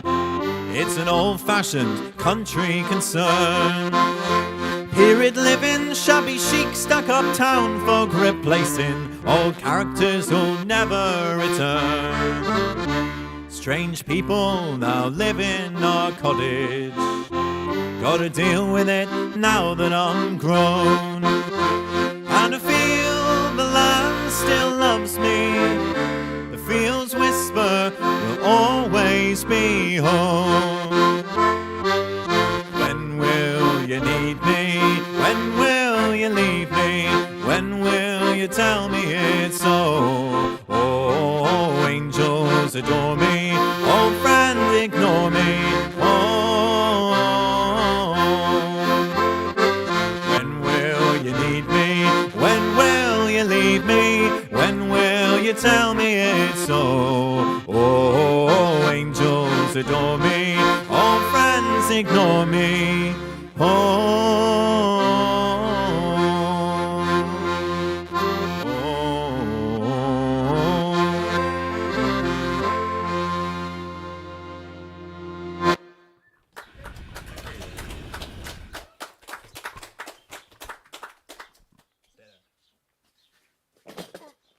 Thank you. For my final number, I'd like to do a song that I first discovered in Sidmouth, actually. And it's written by a wonderful local songwriter called Martin Rooney. And I first heard Martin singing this song in the Volunteer, not during Folk Week, but it was Barry Lister runs a monthly sing-around in the Volunteer. And that's why I heard Martin singing this song. And I just instantly fell in love with it. And I said, oh, could I please borrow that one? And he very kindly said yes. And it's a song that he's wrote in celebration of our wonderful county. And it's brilliant because it sort of tours all the way around. I think it sort of starts on Exmoor, but it's definitely paid a visit to this coast, as you'll hear in a few of the verses. And it's simply called Glorious Devon Morning, which many of you will all recognise as you wake up in your tents to that glorious view down to the sea. So thank you very much for having me. And this is Glorious Devon Morning.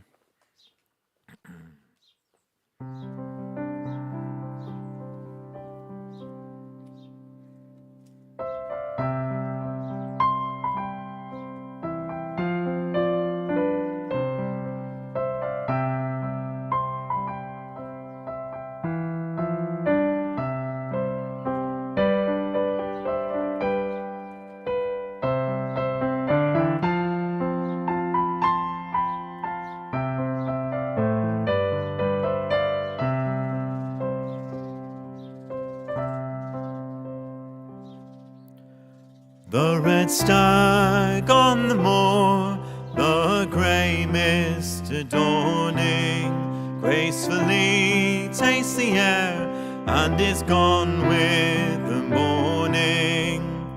Old man's son lifts his head, comes up yawning.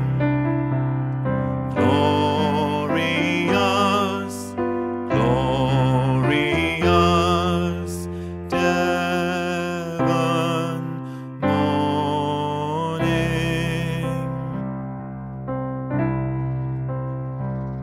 'Neath Methuselah red cliffs a small boat is trolling. Sunbeams dance on the sea and the waves kiss the shoreline. Stretching her arms, Mother Earth welcomes all in. Glorious, glorious Devon morning.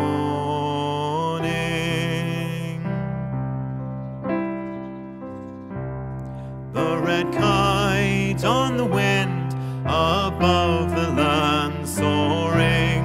Far below, farmer goes slowly a-ploughing. Rich the red earth, smells of life ever growing. Glorious,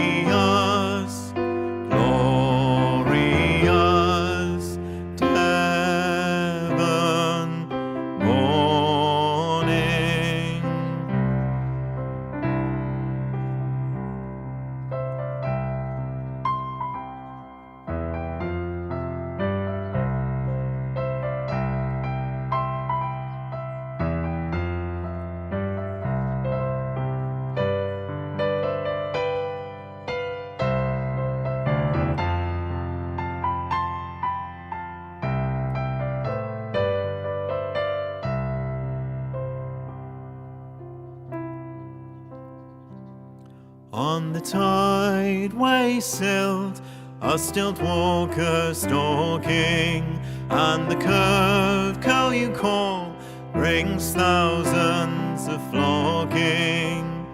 Drifting in drizzle, the grey river flowing. Glorious, glorious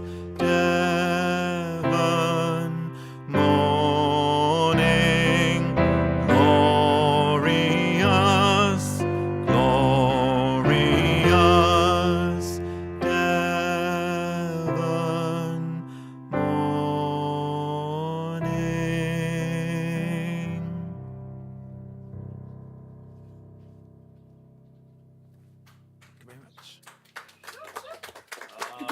morning. Glorious Devon morning. Well, it's a glorious Devon evening to be serenaded here by Jim Causley. While you were playing, the sun came out. And the birds started going behind you, I but did notice in a that, slightly yeah, it's aggressive way. perfect. But And there's a little black bird in the bushes just over there. What more could you want? Exactly. So, thank you again to our wonderful guest Yeah. this evening, Jim Causley. Thank you very much. Thanks very much, Jim. Bye. Now, So this is your last chance to get your hands on some of the amazing crowdfunding rewards that are on offer, because tomorrow is when the crowdfunding rewards stop and finish.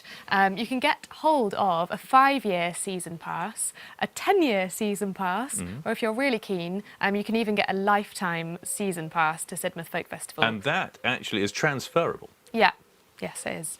So make sure you check out the crowdfunding rewards.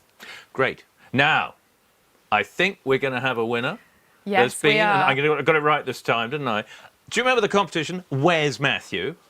Where is he? Hiding in some mystery spot. We showed you this picture earlier. That's me, by the way, heavily in disguise. Now, I thought this was quite tricky. I thought this was tricky. I'm not sure. I wouldn't have got this one. But we do have a winner, We do have I a believe. winner, and we had some great responses. But the winner was Susan Weston. So well done, Susan, for Well getting done, it right. And it is, of course, the Methodist Church. It's the side of the Methodist No, church. side of the Methodist yes, church, the side yeah. of the main Methodist church is over here. But if you come to many workshops, you will know this entrance way. So I'm glad it was guessed. Have you been to any workshops here? I certainly have. I've given a workshop Oh, there brilliant. at Sunday. Yes, but not dressed like that. That was not the appropriate way to do that. We've been absolutely loving some of the interaction that we've been getting on the on all the social media and on the YouTube comments. Actually, Rosie Hood herself put up a photo recently on Twitter of her first Sidmouth experience, and we've had a few more since then as well, which has been really lovely. So if you want to join in with that, that would be great. That's great. Post your pictures of my first time in Sidmouth. And use the hashtag SidFolkOnline. Exactly. Now, it's time for our next performer. When he was a lad, in the Bronx in New York, he liked pop music. Then, at the age of 12, he first encountered an album by Doc Watson, and his life changed forever. Now, he's one of the world's foremost performers of American traditional music. He comes to Britain often with transatlantic sessions, and this year he was due to come to Sidmouth. Instead, he's created a wonderful short video for us, which we're going to play, and he recorded it from his home in the Hudson Valley, New York. So sit back and enjoy Bruce Molsky. All right.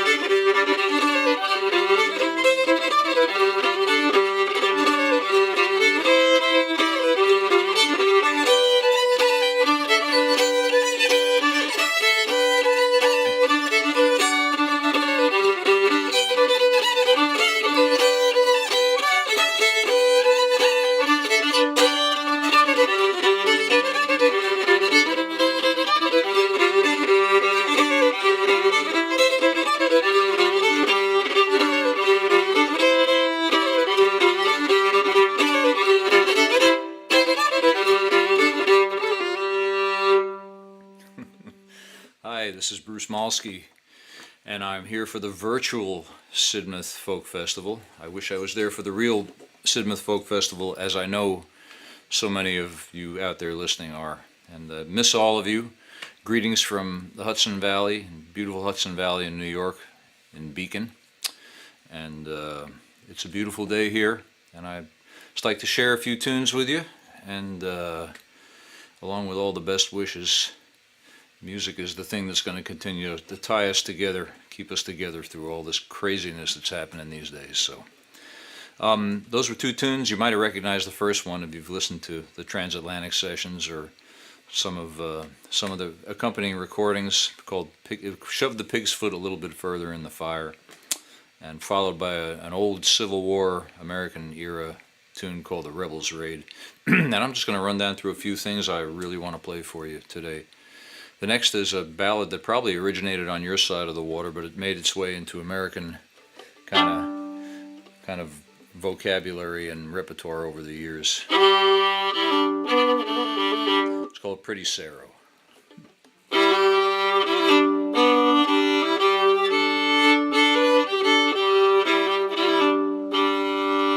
Oh, I left my pretty Sarah and I quit my mother too. I started out to ramble this country all through, and when I get tired I'll sit down and weep and think of my little darling wherever I sleep.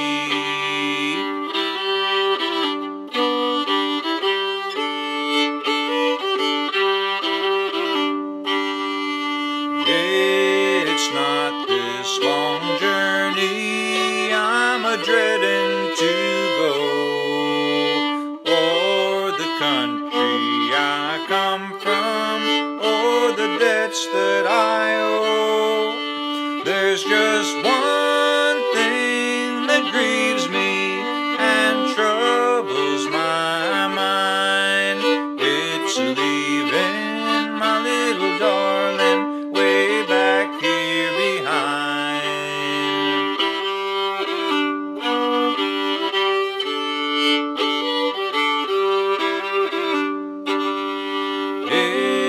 If I were a merchant and I could write a fine hand, I would write my love a letter that she'd understand. I would write by the river where the waters overflow, and a dream of my little Sarah wherever I go.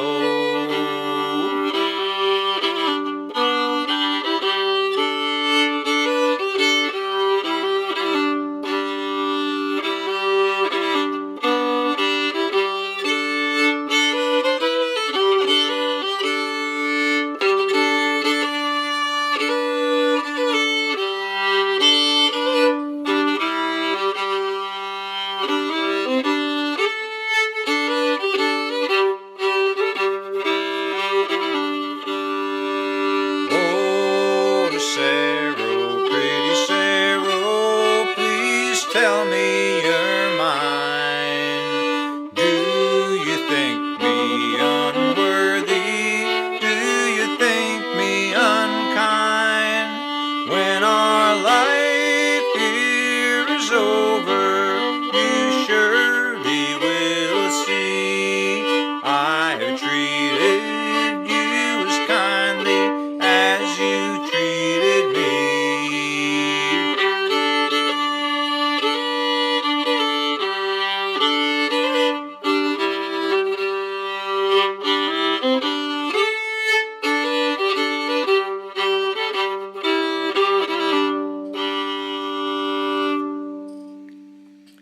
Pretty Sarah. A great old love song. Well, I've got all my instruments laid out here at home in my little office studio, and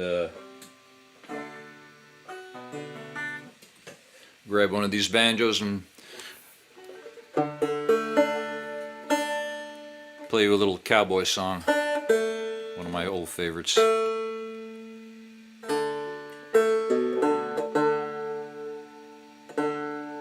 Some called this the Buffalo Skinners, and it's been rewritten about a lot of different occupations where the poor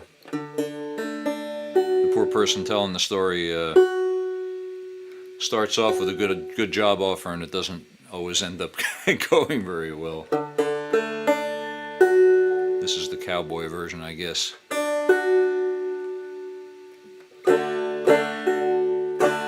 Hills of Mexico.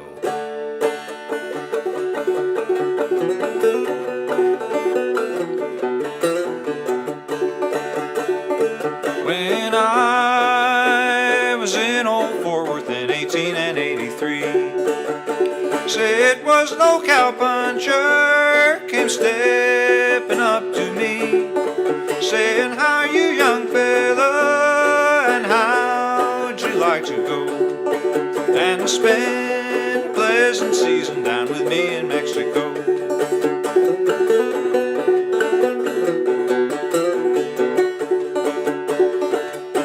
Well, I had no employment, so to mine did say, "'Tis according to your wages, according to your pay. I will pay to you good wages, and often to you know, if you spend a pleasant summer in those hills of Mexico." Let's go.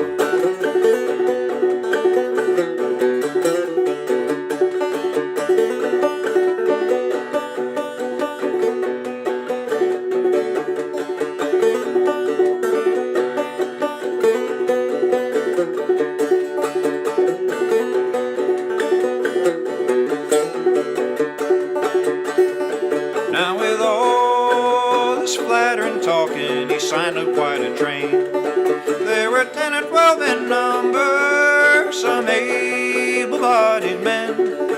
Our trip, it was pleasant as we hit that westward road, till we crossed the old Peace River in those hills of Mexico.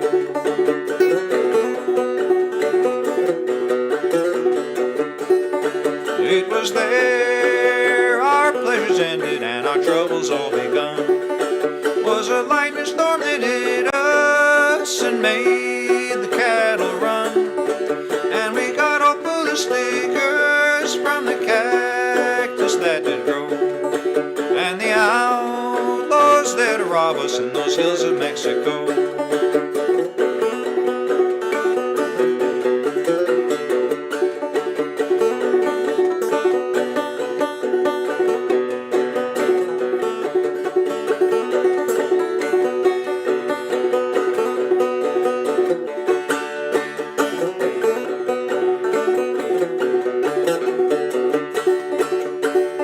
Well, they sent along that steamboat and back to home they'd go. How the bells they did ring, the whistles they did blow. How the bells they did ring, the whistles they did blow. In that God-forsaken port far from those hills of Mexico.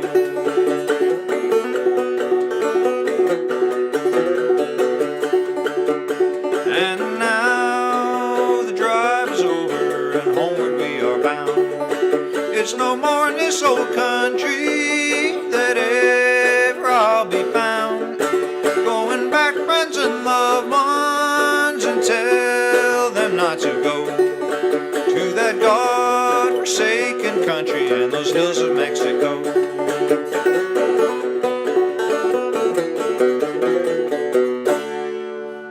The hills of Mexico. I'm glad I wasn't the person who really had that experience.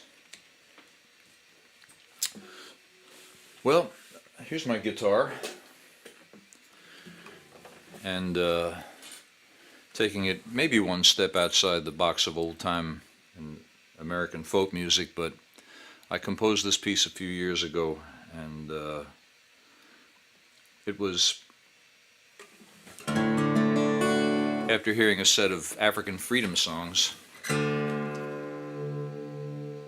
sung with great emotion and enthusiasm by some people who are going through some hard times, like we are here in the U.S. these days, like you are there. We have to stand in solidarity with each other and work toward the things that we know are right.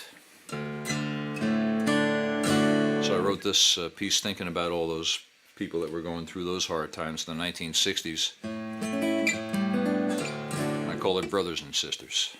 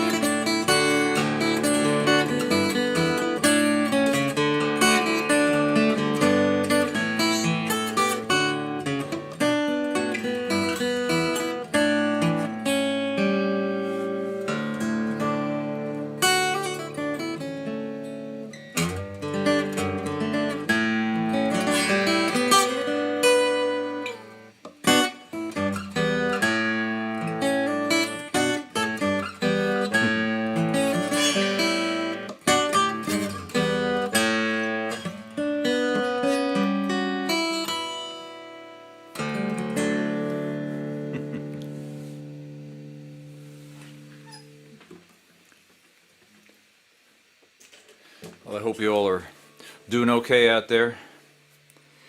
Hope you're enjoying this little bit of music that I'm getting to throw at you this afternoon, or evening, or whatever time it is that you're listening to it.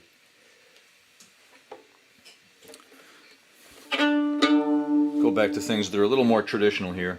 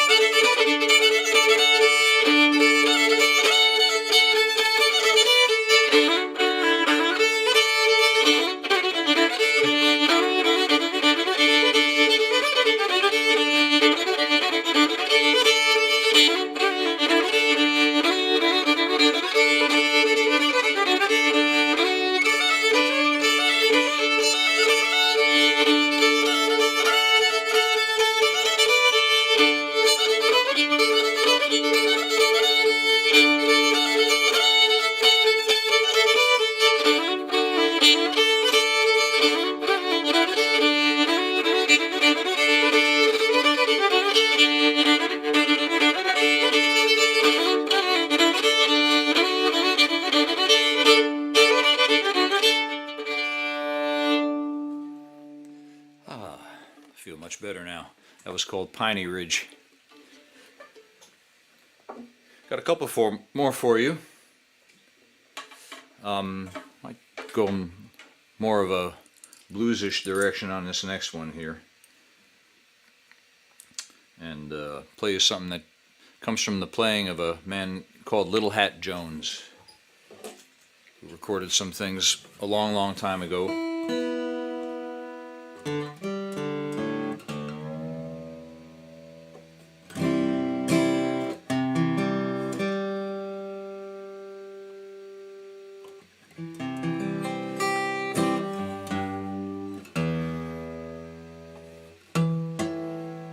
His guitar was in tune, so mine needs to be too.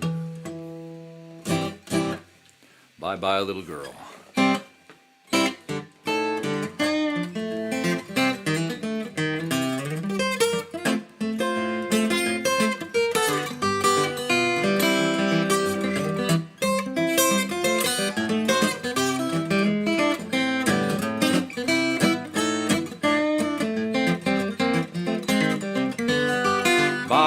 Bye, baby, baby, bye-bye. Bye-bye, little girl, bye-bye. If I don't see you no more, God bless you everywhere you go. Bye-bye, baby, baby, bye-bye.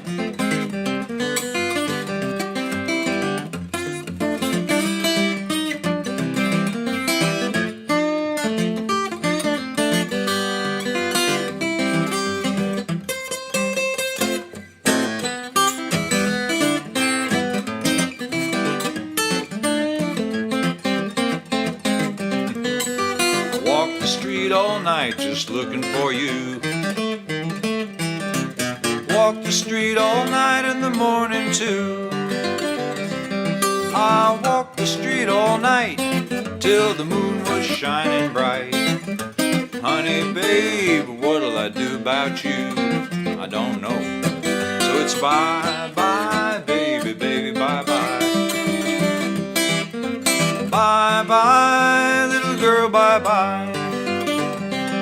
If I don't see you no more, God bless you everywhere you go. Bye bye, baby, baby, bye bye, bye bye, bye bye.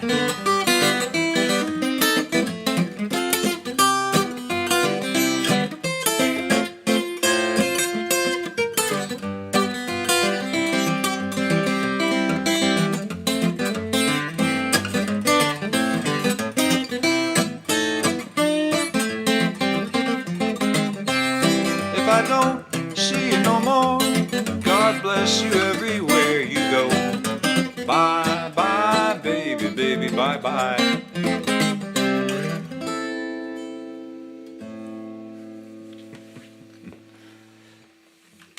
Well, I hate bye bye, but I'm about out of time. I've got time for one more for you, and I'm going to make one piece of music into two and play you a little set of tunes to end with. I've been to Britain with my trio, Malsky's Mountain Drifters, and we had every hope and plan of returning there sometime, and hopefully we will. But I'm going to lead off this last set of tunes with one that our wonderful banjo player Alison de Groot wrote, and it happens to be the title track of our most recent recording called Closing the Gap. And I'll play that, and then I'll play you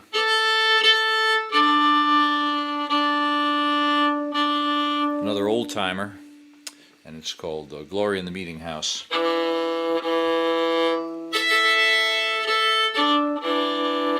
Once again, thanks for listening. Big thanks to Alan Behrman and his team and all the work they do to make this festival happen.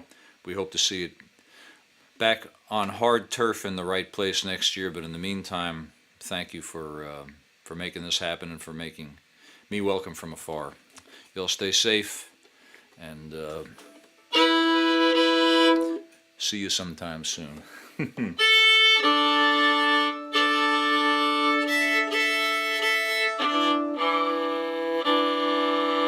That's where it goes.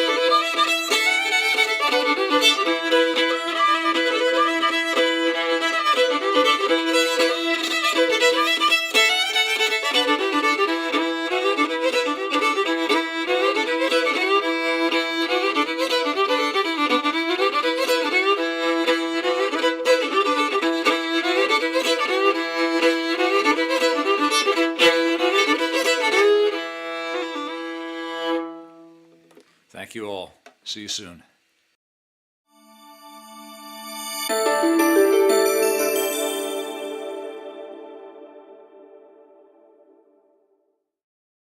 Ah, wonderful. That was Bruce Molsky from his home in Hudson Valley, New York, with a special video he recorded for us. And yes, Bruce, we look forward to when we can see you again on hard turf.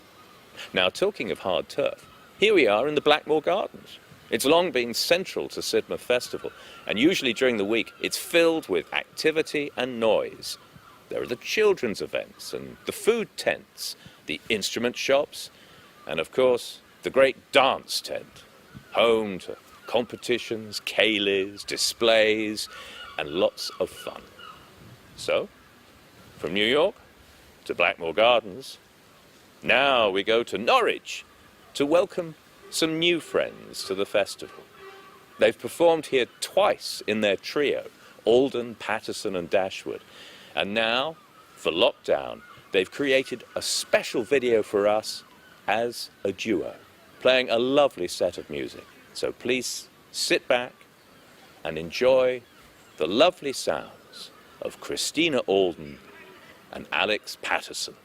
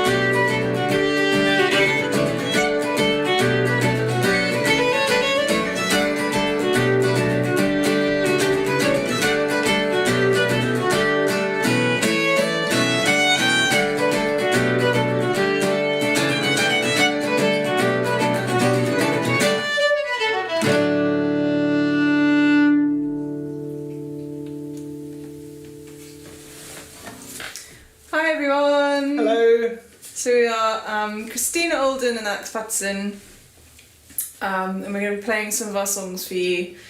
We were really looking forward to Sidmouth this year. We've been quite a few years in a row, and yeah, it won't be the same this summer not going. So we were really, really happy to be asked to contribute to this. So yeah, I hope you enjoy some of our music. We're going to carry on with a new song of ours called Dig Away, and that first tune Alex wrote. So the first one he wrote whilst I was watching Buffy the Vampire Slayer. It's really cool. I sang it into an iPad and it just came to me. And the next one we wrote for our friend's wedding. It's called Mary and Joe's. So one was inspired by love and the other by vampires. Yeah, and now this song's about the Norfolk Broads. It's called Dig Away. 1, 2, 3, 4.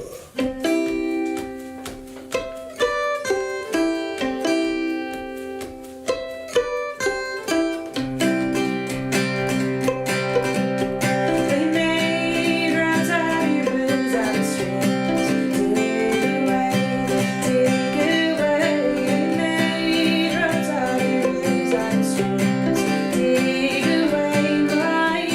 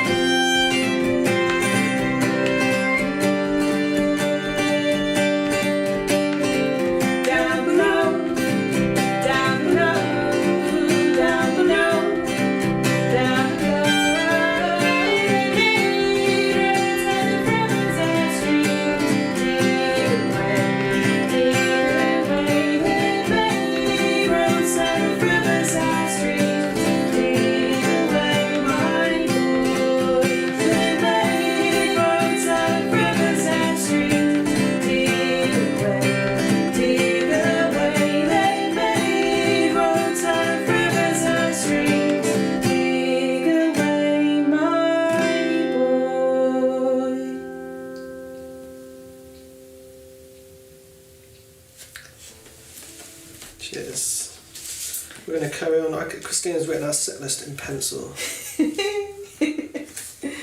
Well, I could read it. It says the folk song. Fox song. This is a song about an Arctic fox that travelled 2,000 miles in 76 days from Norway to Canada, and it was tracked with a collar by a research group in Norway, and his collar fell off, and they never found out what happened to him. And we wrote a song about it. It goes like this. 1, 2, 3, 1, 2, 3.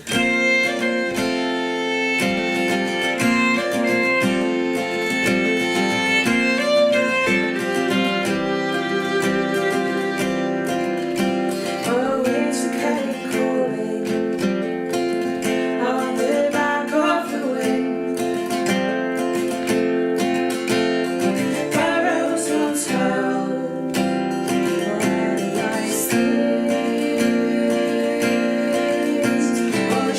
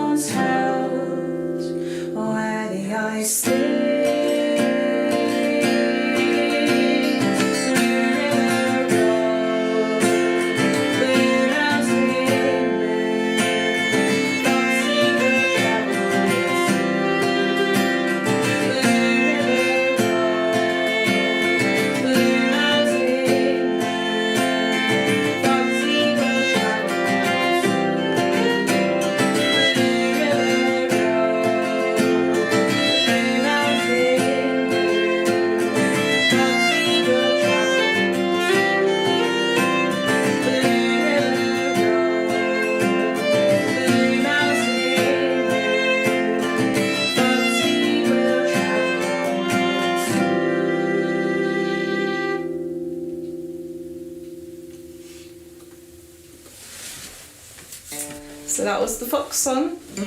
We're going to play a brand new song of ours next. Since we haven't been able to go gigging anywhere, we've had a lot of time to write some new stuff. And this is one of the songs we've come up with. And at the moment it's called Old Friend, but that could all change. It could all change. So we've been kind of working on this for a while, but we finished it when we went away in our camper van last weekend. 1, 2, 3, 4.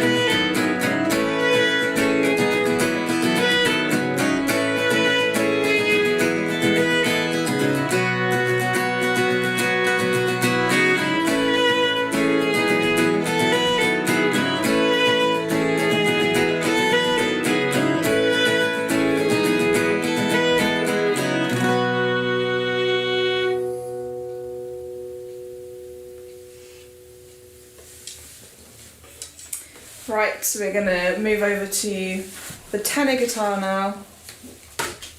Is that easier for you to see there? We're going to sing you a song which Alex actually taught me called Lily of the West, and you learnt this from your friend Roop.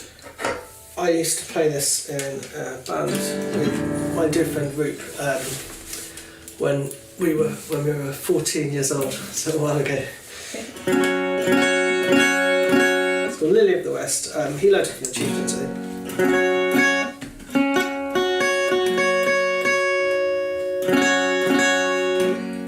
1, 2, 3, 1, 2, 3.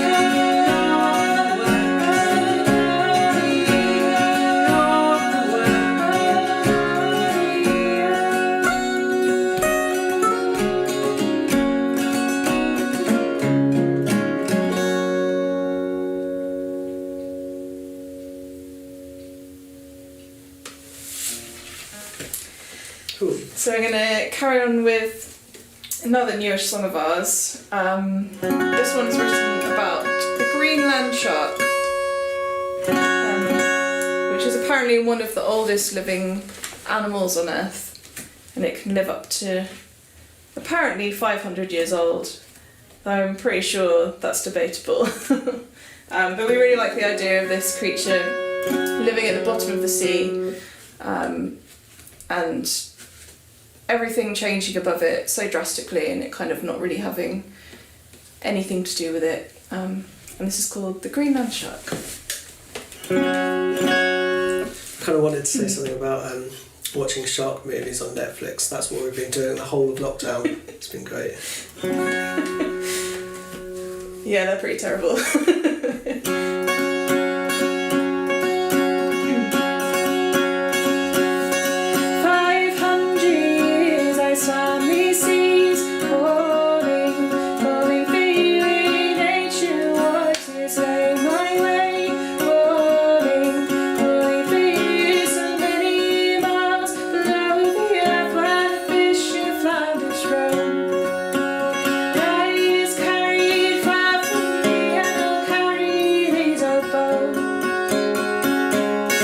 They cast their nets in icy seas, calling to me with harpoon shooting spears and rope, calling to me through glassy waters I have seen, calling to me the rising kings in endless fall, calling to me so many miles below the earth where the fish and flounders roam. Light is carried far from me, and I'll carry these alone. My eyes tell a tale of the things I have seen. You'll never know me.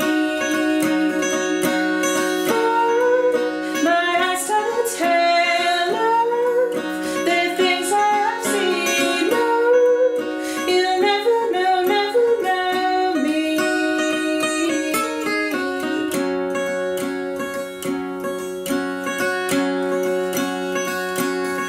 I once belonged to northern times, calling to me when Nordic gods lit up the skies, calling to me 500 years I swam these seas, calling to you I cannot tell you what I've seen, calling to you so many miles below the earth where the fish and flounders roam. Light is carried far from me, and I'll carry these bones. So many miles below the earth where the fish and flounders roam. Light is carried far from me. So many miles below the earth where the fish and flounders roam. Light is carried far from me, and I'll carry these old bones.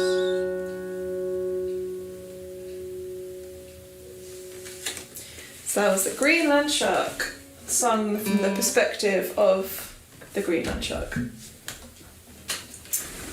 So we're just going to play one more for you. Thank you so much for having us play. Massive thank you to Alan Bierman and everybody else who works at Sidmouth. It really is one of our favourite festivals. We have such a lovely time there, and we've made so many friends there. Yeah, I'm really, really looking forward to coming back at some point, hopefully not too far away. This last one is called Brooklyn, and it was inspired by the lovely novel Brooklyn, and it's about leaving your home and making a new home somewhere else. And kind of the excitement of making a new home somewhere, but also the loss of leaving everything behind. Yeah. And the wonderful positivity that is migration. Yes.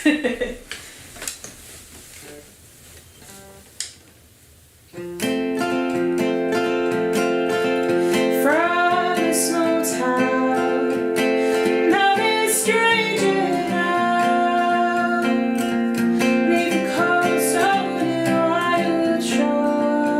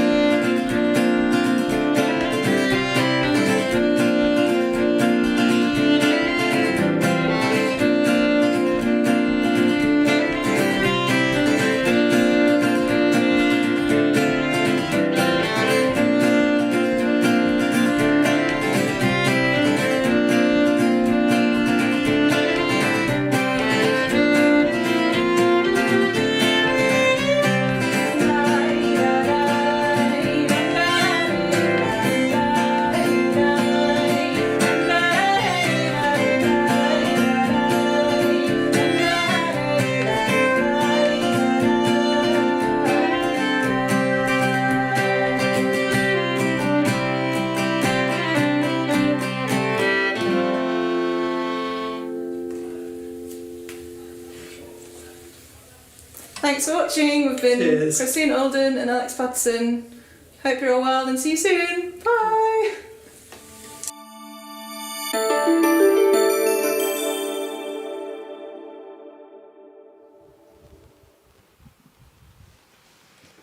Oh, that was Christina Alden and Alex Patterson. What a beautiful set. And Christina also is really a talented artist, and she makes all of the hand-printed CD sleeves for all of their merchandise for their band Alden Patterson Dashwood. And there was, very generously, a bundle of those CDs available on the crowdfunder, but that's just gone apparently. But you can get it from their website, of course.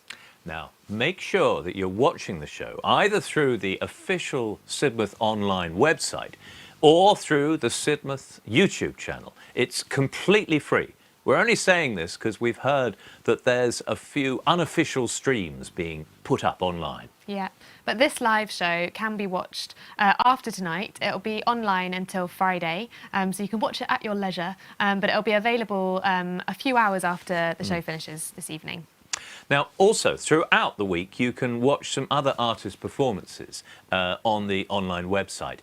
People who've created material, which we've been able to put on the website as part of the online festival. Now, these include artists like Zoe Wren, Damien Barber, the East Pointers, George Sansom, and there's also something rather special from the Spooky Men's Chorale.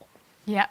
I think, though, it's time to go over to our third and final challenge for the evening in the Where's Matthew saga. So we're going to take a look at the final photograph for you, and let's have a look at that now. It's quite a hard one. Yeah, that's Matthew, by the way, in his cunning disguise. I wonder where he is. I wonder where he is. There may be a clue in the letters. There may not be a clue in the letters. We say no more. Yeah, say no more. But please do leave your comments in the YouTube comments section if you want to have a guess at where it might be. Right. Yep. We're going to hear now from a real Sidmouth favourite. He's played many of the stages here. In fact, he's played many of the great stages of the world. And he's recorded a special message and a song for the online festival. Here's Ralph McTell. The thing is about Sidmouth is it's a truly international festival of the arts, not just music and dance, but there's a coming together, there's a kind of natural humanity about the whole thing, which is essential for our balance in these troubled times, I think. I've always loved Sidmouth. I can't actually remember the first time I played here, but it charmed me then, it charms me still, and I look forward to playing it whenever I'm invited. I think that one of the great joys is that you can, when you see the bemusement of the holidaymakers who are here anyway and moving amongst the music and the crowds of enthusiastic musicians and playing on street corners and Morris dancing in front of the pubs. I remember one time I heard the George Formby Appreciation Society strumming their ukuleles on the prom, and that touched me quite deeply because that's my first proper stringed instrument. I learned to play the ukulele a little bit from the George Formby ukulele method, and I often wonder if there'll be kids in the future or musicians in the future who say, oh, I first heard somebody playing a banjo or a melodeon down at Sidmouth when I was on holiday with my mum and dad. And, you know, the sessions after you've done your work, where a chance for musicians to meet and chat and catch up, the impromptu sessions that take place in the pubs. I remember many memorable concerts in the Bedford and seeing so many, great musicians in the afternoon sessions, but the evening sessions had a special vitality and people would come in and play and then disappear. And one night after suitably being slightly over-refreshed, I remember listening to some music emanating from another room down on the ground floor there, and I walked into a room where there were a group of melodeon players sharing tunes, and I just sat in the shadows and listened, and it was just totally charming. So I usually arrive early to take up some of the atmosphere and leave late and look forward to the next time. And I can't believe that a festival like this is even under threat, so whatever you can do to keep this wonderful thing going, please do.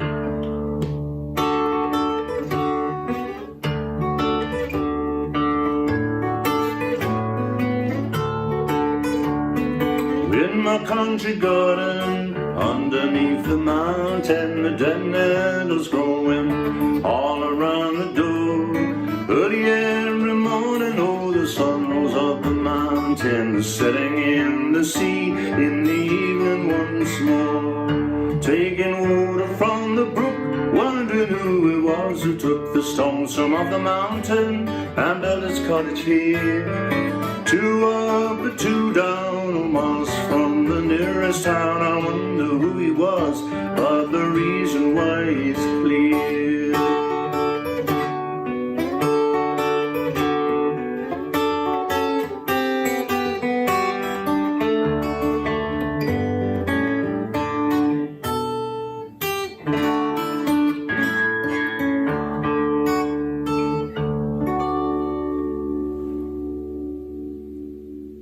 Take care of your festival.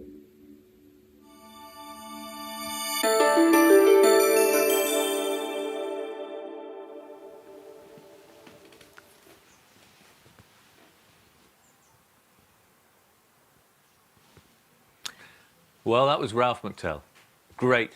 Good to hear from him again. Thank you so much, Ralph. Now, didn't you support Ralph at the Ham last year? Yeah, I did. It was a lovely gig, and actually a really nice, poignant memory of what a nice man he is. I remember coming off after my set, and I headed backstage, and sadly, there was a lady who had just been taken ill during just before the show. And she was headed back to the first aid area, and she was being looked after. And I heard her saying that she was just so sad that she was going to miss his set because she'd been queuing down the side of the Ham the whole afternoon, and all she wanted was to hear his Streets of London song, and that she wouldn't be able to hear that. And then just through the kind of canvas walls of the backstage area, you just heard this kind of slow and really quiet chord progression, which was the Streets of London. It was Ralph playing it for the lady especially. You know, it's really lovely. Oh, that's really sweet. Well, it's time now to find out who has won the very final quiz of Where is Matthew? Now, earlier on, we showed you this particular photo. Yes, there he is. It's the last time you're going to see, well, the second last time you're going to see me like that. And we said there may be a clue in the CE, and we have a winner. Shall we take a look at the photo of the shot? There we go. There it is. It's the Cellar Bar at the Kennaway. And that was correctly guessed, I'm delighted to say, by the wonderful Sam Hindley, who was runner-up last night, I think, but he's now won. And we have another winner as well, or runner-up, Chris Hardy. So good luck. Well done to you both. And that, I'm afraid, is the final time that you're going to see me in those ridiculous clothes. So take the photo away now, please, please. Yeah, well done to everyone that's got involved, and thank you for joining in with our little game. So we've come to our last performance of the evening, sadly. Martin Simpson is a guitar legend, folk singer and songwriter. He draws from so many different influences, and his sets are always really varied. He is a Sidmouth regular, and in recent years he's appeared with Nancy Kerr and Andy Cutting, with Dom Flemons, and of course with his solo stuff as well. And this year he was due to appear as part of the Magpie Arc, and with them he plays quite a lot of electric guitar. And we heard their set yesterday in the live show, and if you missed it, you can watch yesterday's show for the rest of the week on YouTube. But this is the wonderful Martin Simpson. Splendid. My lovely camera operative and the house cat are leaving the room, and this room becomes part of Sidmouth, and like so many people this year, I miss Sidmouth. The whole family misses Sidmouth.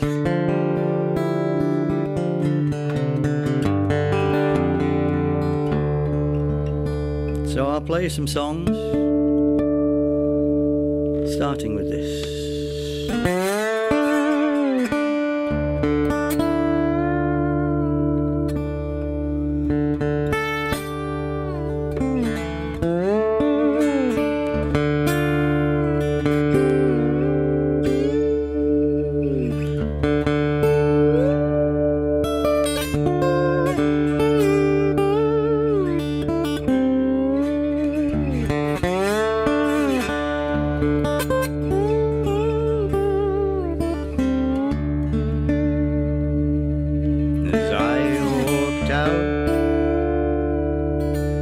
by the St. James Hospital, by St. James Hospital, early one day. Who should I spy there but one of my comrades, all wrapped in white flannel, though warm was the day. I asked him what ailed him, I asked him what failed him, I asked him the cause of all his complaint. Oh, it's all on account of a handsome young woman. It's she that has caused me to weep and lament. And had she but told me before she disordered me, had she but told me about it in time, I might have got salts or pills of white mercury. But now I'm cut down in the height of my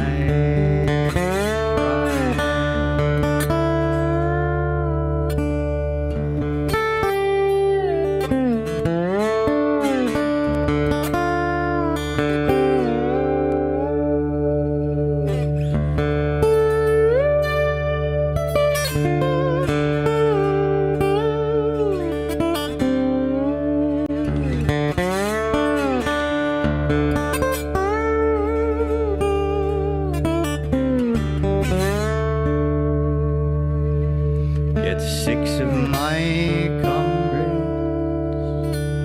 to carry my coffin.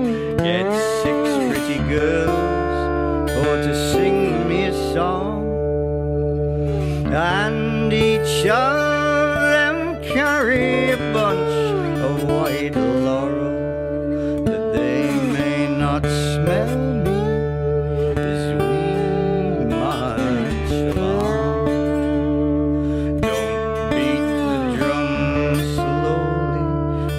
But play the fife merrily. Don't play the dead march as you bear me along, but fire the bright muskets all over my coffin. There goes an unfortunate youth to his home.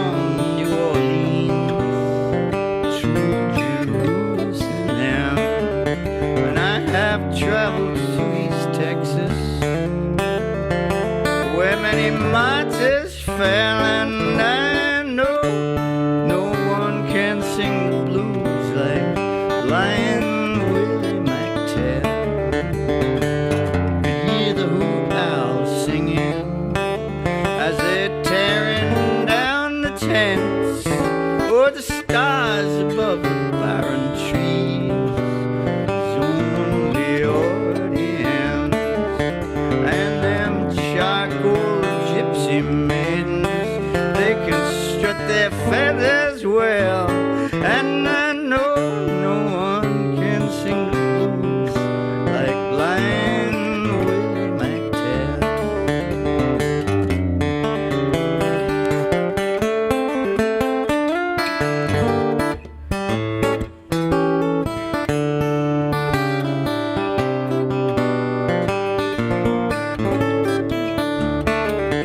See the big plantation burning, hear the cracking of the whips, smell that sweet magnolia blooming, see the ghosts of slavery shit.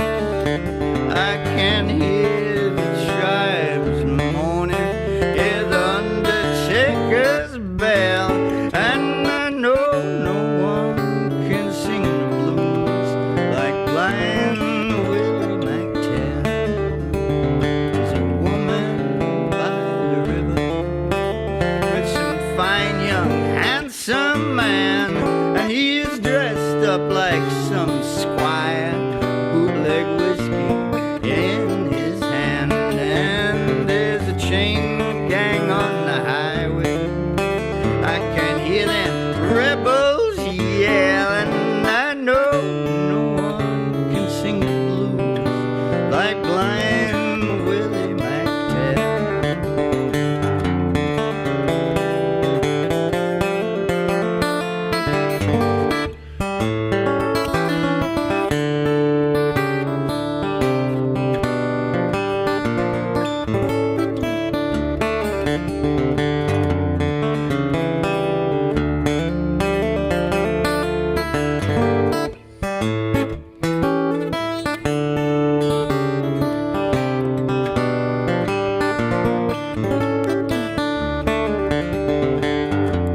God is in his heaven, and we all want what's his, but power and greed and corruptible seed seem to be all that there is. And I am staring out the window of the St. James Hotel, and I know no one can sing the blues like Blind Willie McTell.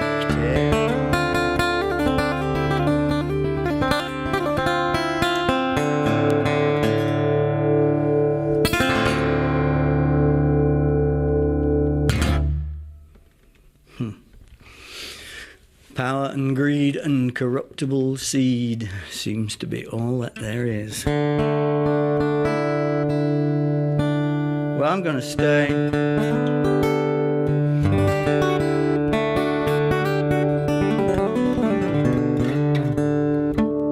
Stay in the American South for this next one, I think. I'll leap about a bit.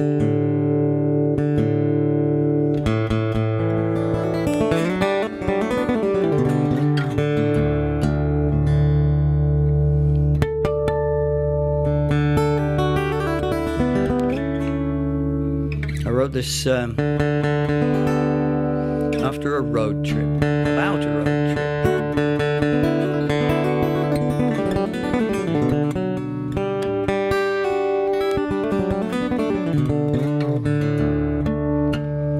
It's very interesting playing these songs. I haven't done these for quite a time. You could probably tell at the beginning of Blind Willie McTell that I hadn't done that for a bit. My fingers were going, sorry.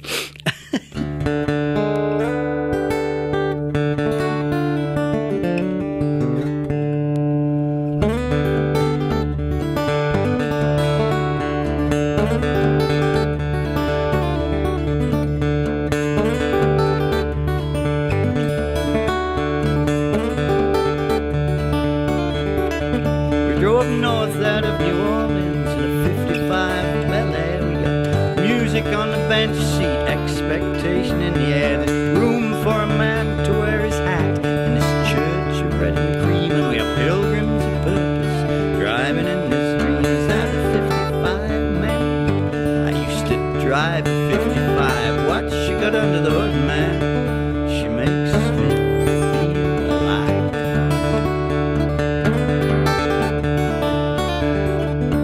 Live oak straight to Spanish moss, like rags of shawls and ball gowns, shade the shamefaced downs along the river road. On the bluffs of Vicksburg, big guns still got menacing the barges as they haul their heavy load. Is that a 55, man? I used to drive a 55. What she got under the hood, man? She makes me feel alive.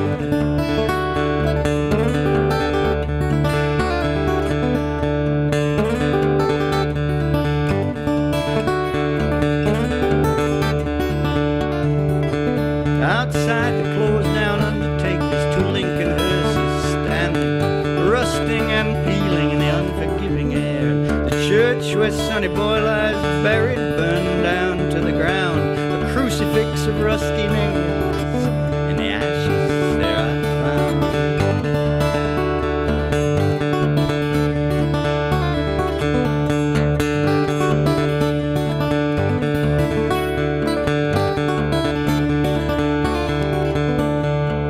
there's no devil at the crossroads, there's no panther in the cane brakes, there's a 57 Cadillac tearing down the road. It's bird breath and his buddies are coming from Chicago. They got a fifth of whiskey, they got 100 miles to go. They're barreling from the west side to the Gulf of Mexico. Is that a 55, man? I used to drive a 55. What she got under the hood, man? She makes me feel alive.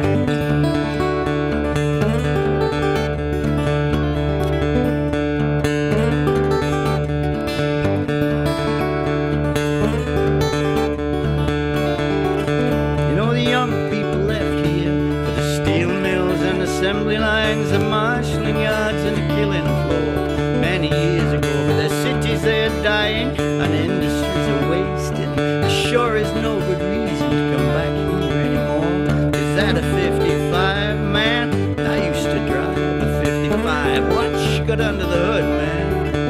She makes me feel alive.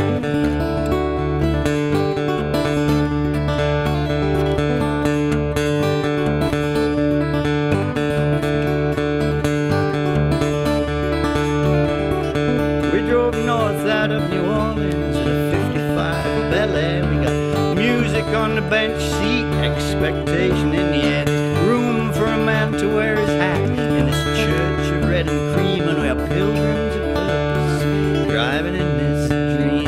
Is that a 55, man? I used to drive a 55. What she got under the hood, man? Oh, she makes me feel alive.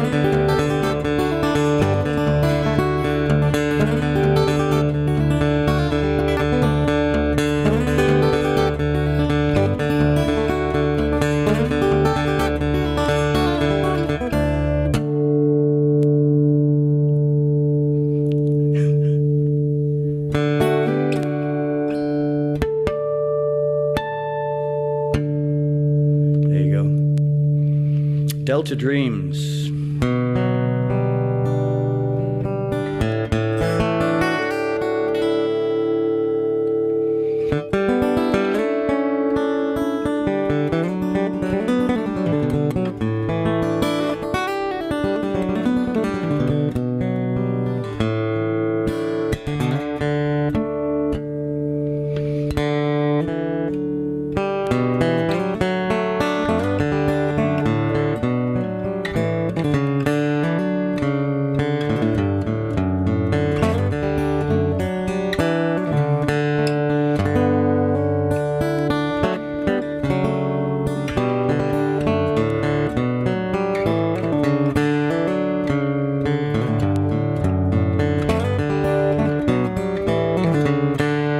April sun on Slapton Lea, between the lagoon and the haunted sea.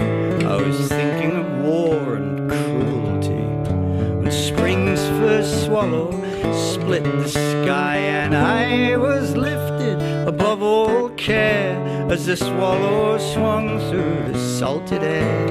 Come from savannah and desert and sea to mark another year for me.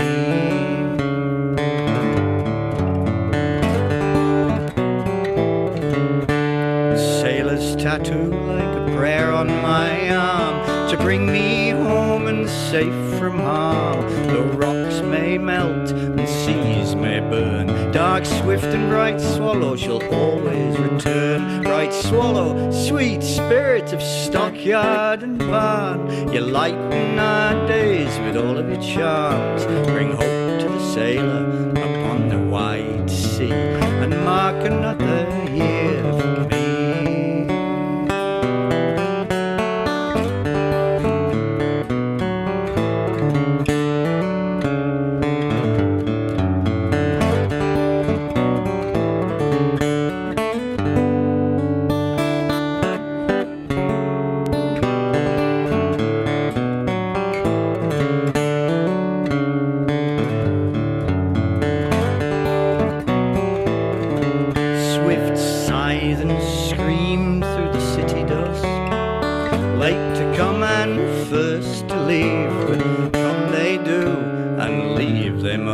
Hot August nights, their absence grieving, how we miss their impudent glee. This devil's bitch, this mystery, this sprite that sleeps upon the breeze and flies and feeds behind the storm.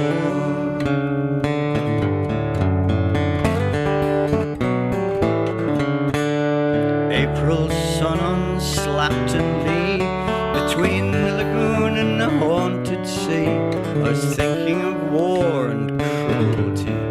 When spring's first swallow split the sky, and I was lifted above all care as the swallow swung through the salted air, come from savannah and desert and sea to mark another year for me.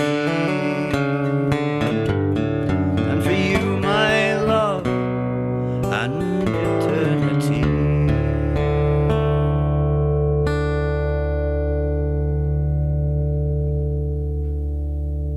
A song from Devon, which is not far away from Sidmouth in the scheme of things. It's funny sitting in this room, this music room here at home.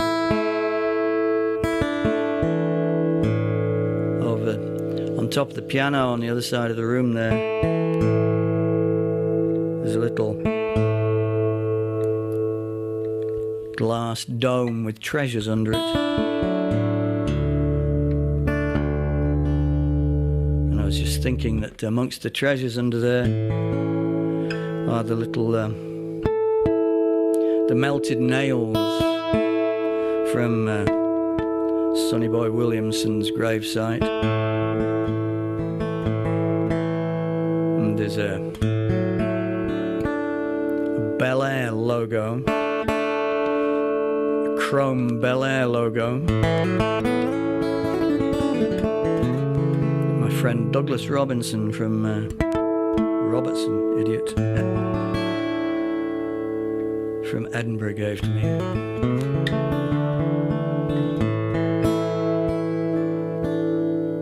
It's funny, normally surrounded by you lot.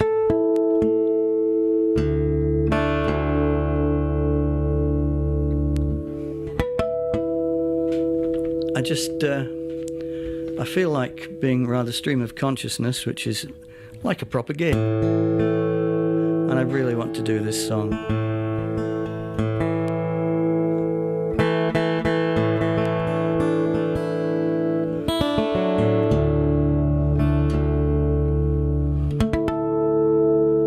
Really thought in my life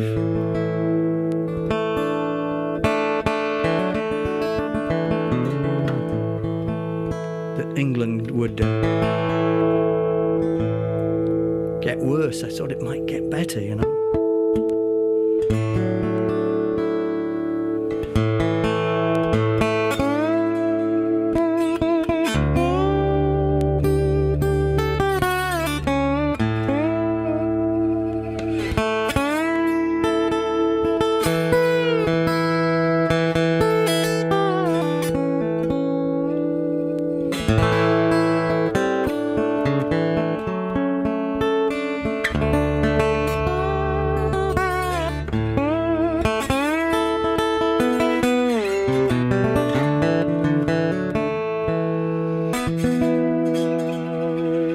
If the sons of company directors and judges' private daughters had to go to school in a slum school, dumped by some joker in a damp back alley, had to herd into classrooms cramped with worry, with a view over slag heaps and stagnant pools, had to file through corridors grey with age, lay in a crackpot concrete cave. Buttons would be pressed, rules would be broken, strings would be pulled, and magic words spoken.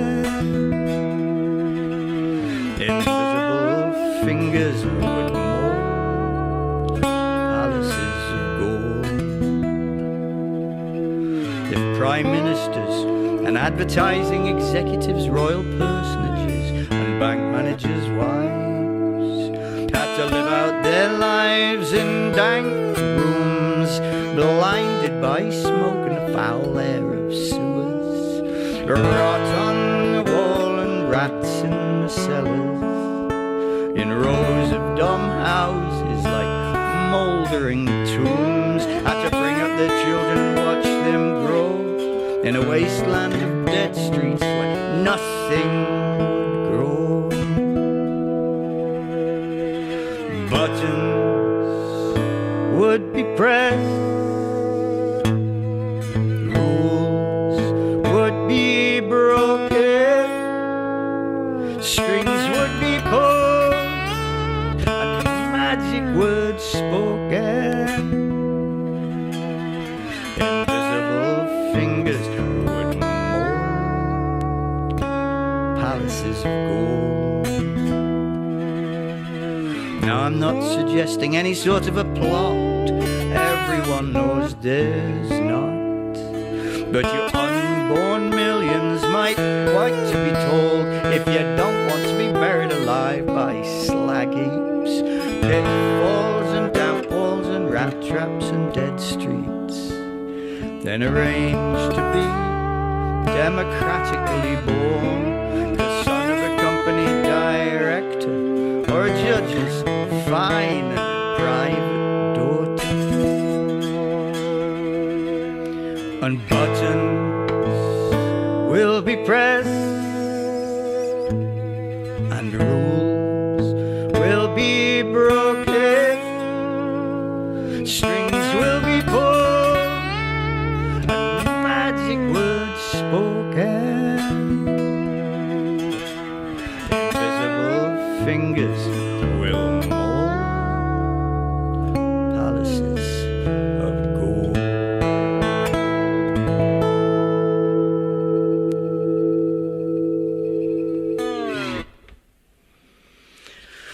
Leon Russellson's song, which I learned to play to accompany the late, great Roy Bailey. Guitar swapping time.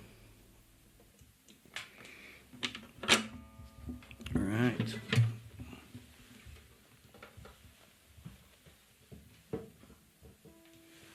I'm going to be recording a home recordings sort of a record, which is going to be released near Christmas. And on it, I'm doing all kinds of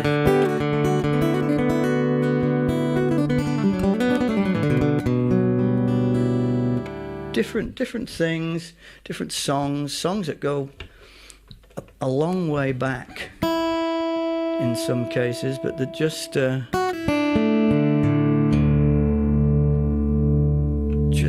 won't leave me alone. And this is one of those songs.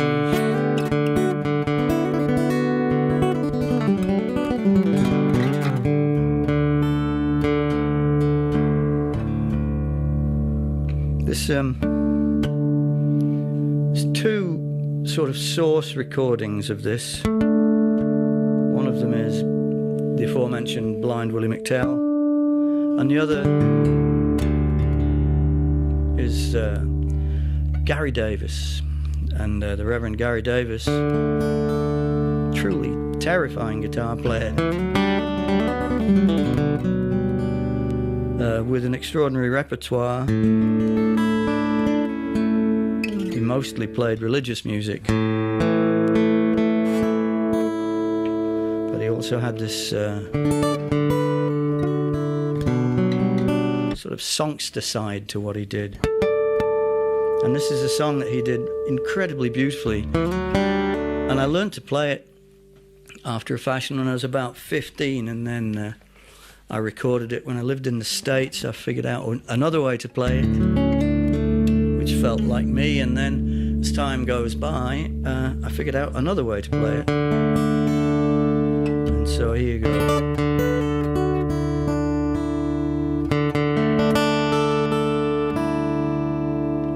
This is Delia.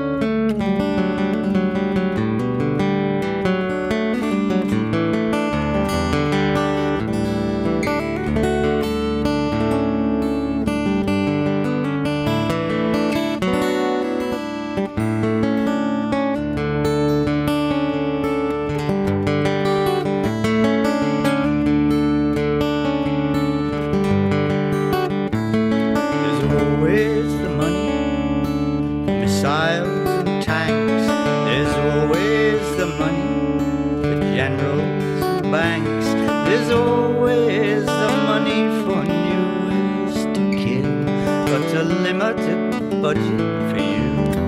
If you're real, yes, there's always enough for a war.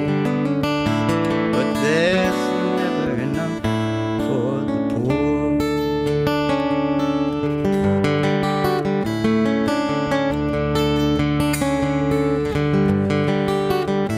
There's always the money for tunnels and roads, for opera and ballet.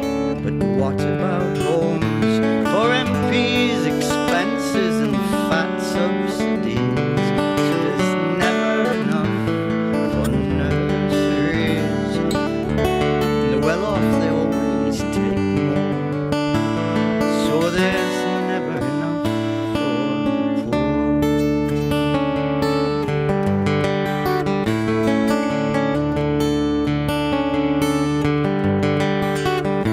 There's always the money for tests they can pass or fail you for not being white middle class. There's always the goodies for those with most greed. So there's never enough for those in most need. There's a pay rise if you're on the board, but there's never enough for the poor.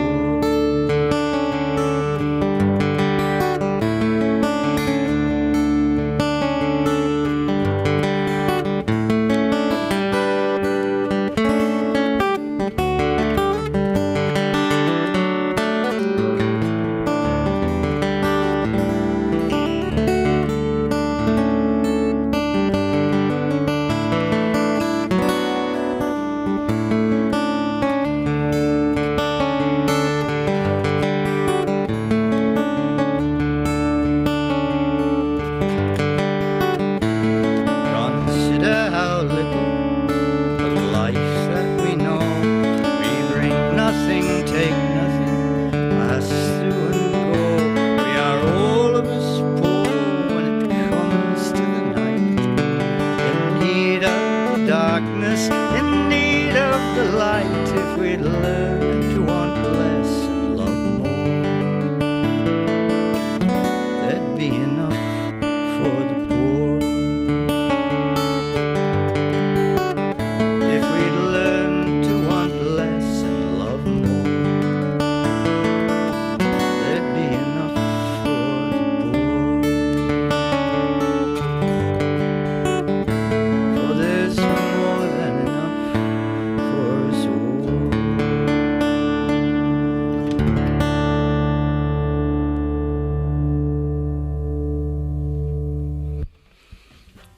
Rob Johnson's wonderful song, again, which I learned from Roy Bailey. I'm going to finish off with my greatest hit. This is a song I wrote about my father, and during lockdown, at the beginning of May, it was my birthday, and my wonderful family and friends bought me a moth trap. So on the fine nights, I've been putting out the moth trap, which is just a very bright black light. And I've been getting up in the morning and having a look and see what's there. I learned to do that with my father when I was a little kid.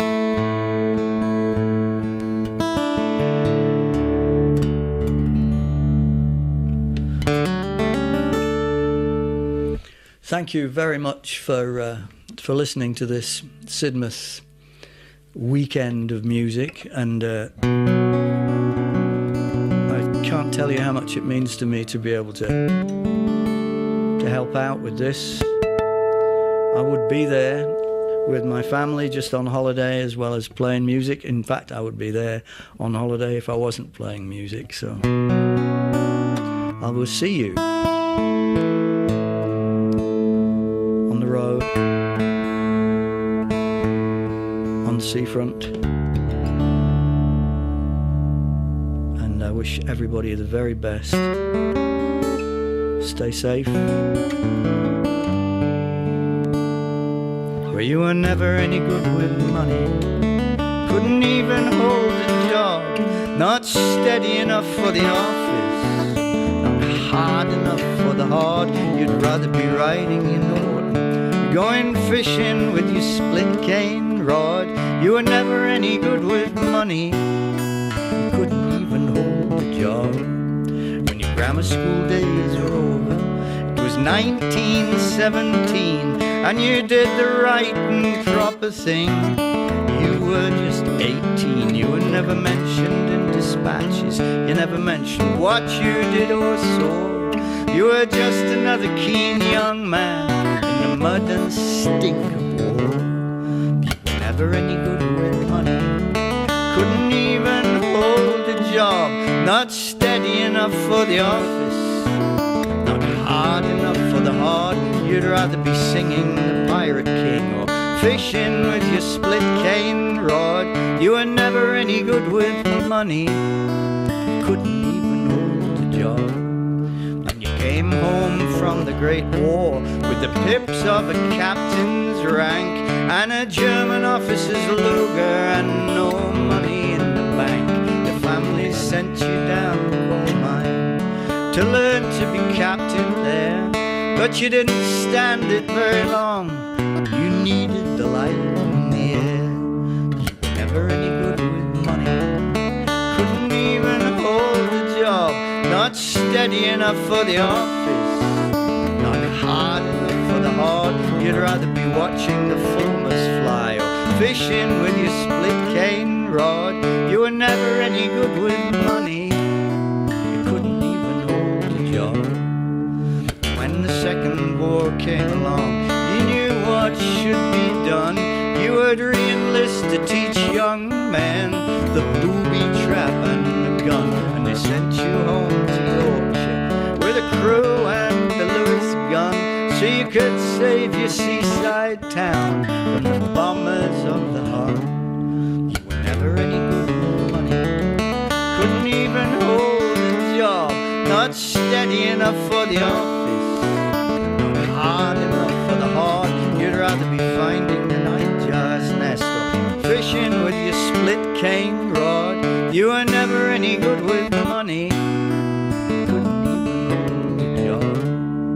When your mother came to your door with a baby in her arms, and a big hurt boy just 9 years old, trying to keep her from harm, if you had been a practical man, then you would have been forewarned.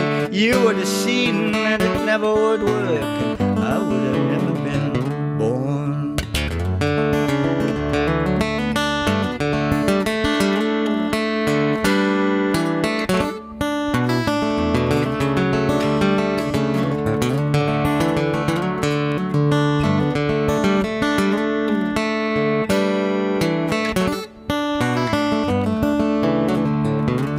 No proper work in your seaside town, so he moved here looking for a job. You were a storeman at the power station just before I came along, and nobody talked about how you quit, but I know that's what you did.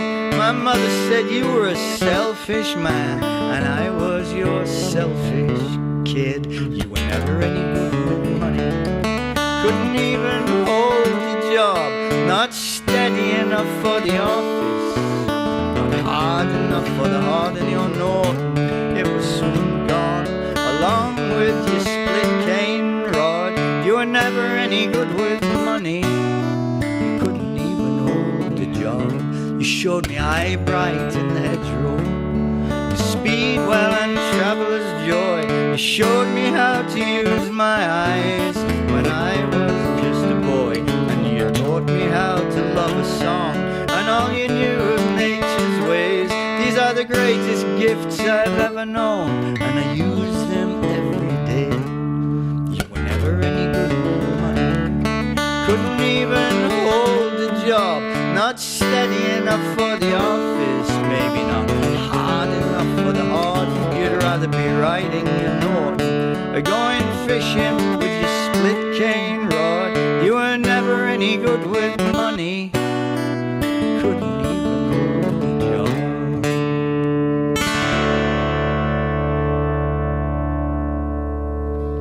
Thank you very much.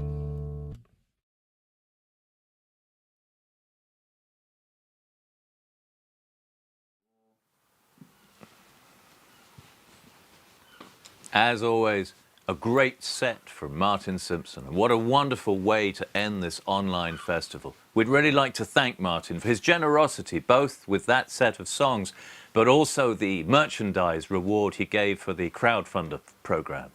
Yeah, thank you so much, Martin, for creating that special video for us. And thanks to all the performers that have been involved and given so generously their time and talents during what's been such a difficult time for all in the performing arts. Yeah. Wow. Well, we've reached the end of our time together.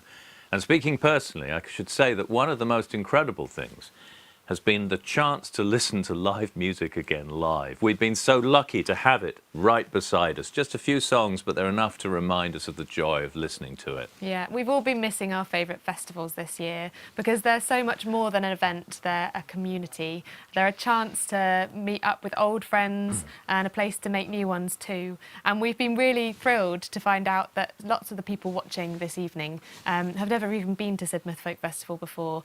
So welcome to the family. As we've said already, the world's turned upside down, and sometimes we wonder if it will even right itself. But of course it will, but it might not take the form that we know. Who knows what will come, but surely one thing must remain constant, and that is the power of community. And you've shown that today, all the people watching, and yesterday. Thank you for your incredible support. Yeah, the festival has not just reached, but smashed through the crowdfunding target. I think we're on £97,000. 97,000. Which is just incredible, and it's been really exciting to be part of. But it's not finished yet, and you can still donate for the rest of the week. But the rewards will be finishing tomorrow. So if you want to get your hands on any of those last rewards, there's still some of the 5-year season passes and 10-year season passes up for grabs. Then make sure you get on that quickly. And if you haven't already, you can now buy tickets for next year's festival, and the dates are the 30th of July until the 6th of August. And finally, some thanks. Thanks to all the performers. Thank you to all of you at home. Thanks to Sidmouth Town. And, well, you've been watching Kitty Macfarlane and me, Matthew Crampton. But I think it's time now for you to see the incredible team that have put this show together. And if you've been attending Sidmouth for long, you'll know a lot of them because they're the techies who keep the great stages going. So it's time now for a special backstage tour. Are we ready with the camera? I think there we are. There on camera we've got Rich Hawkins and Kyle Baker. And Kyle's also been filming all our special location films. And we're now going to leave the set and go backstage. Everything is very carefully socially distanced. Oh, there's Marcus Bartlett, lighting and show caller. He'll lead you through. There. Dee Wallerbox on on-site production. And then on sound, we've got Rob Waite. Hi, Rob. OK, round the corner, lots of masks everywhere. Stream operator, Rich Wright. Hi, Rich. And vision mix with Darren Campen. Great. And out we come once more. Oh, back. Oh, there's the hand gel being put on, as has been happening throughout the last 2 days. Oh, Tash Daly on-site socials. Oh, I can see Festival Director John Braithwaite on the right there. And on the left, our project manager and the producer of the show, Adam Waller. And we can't emphasise enough just how much Adam's put into this show. And while we're at it, a huge thank you also to Sidmouth Town Council for letting us use their lovely premises to film all this in. Right. So all there is left to do now is to also thank the wonderful Alan Bierman. Of course. He's our festival artistic director of the festival, and he made everything happen. Thanks to Alan Bierman. Yeah, thank you. And we'll just say, stay safe, and we'll see you next year at Sidmouth Folk Festival 2021. Goodbye.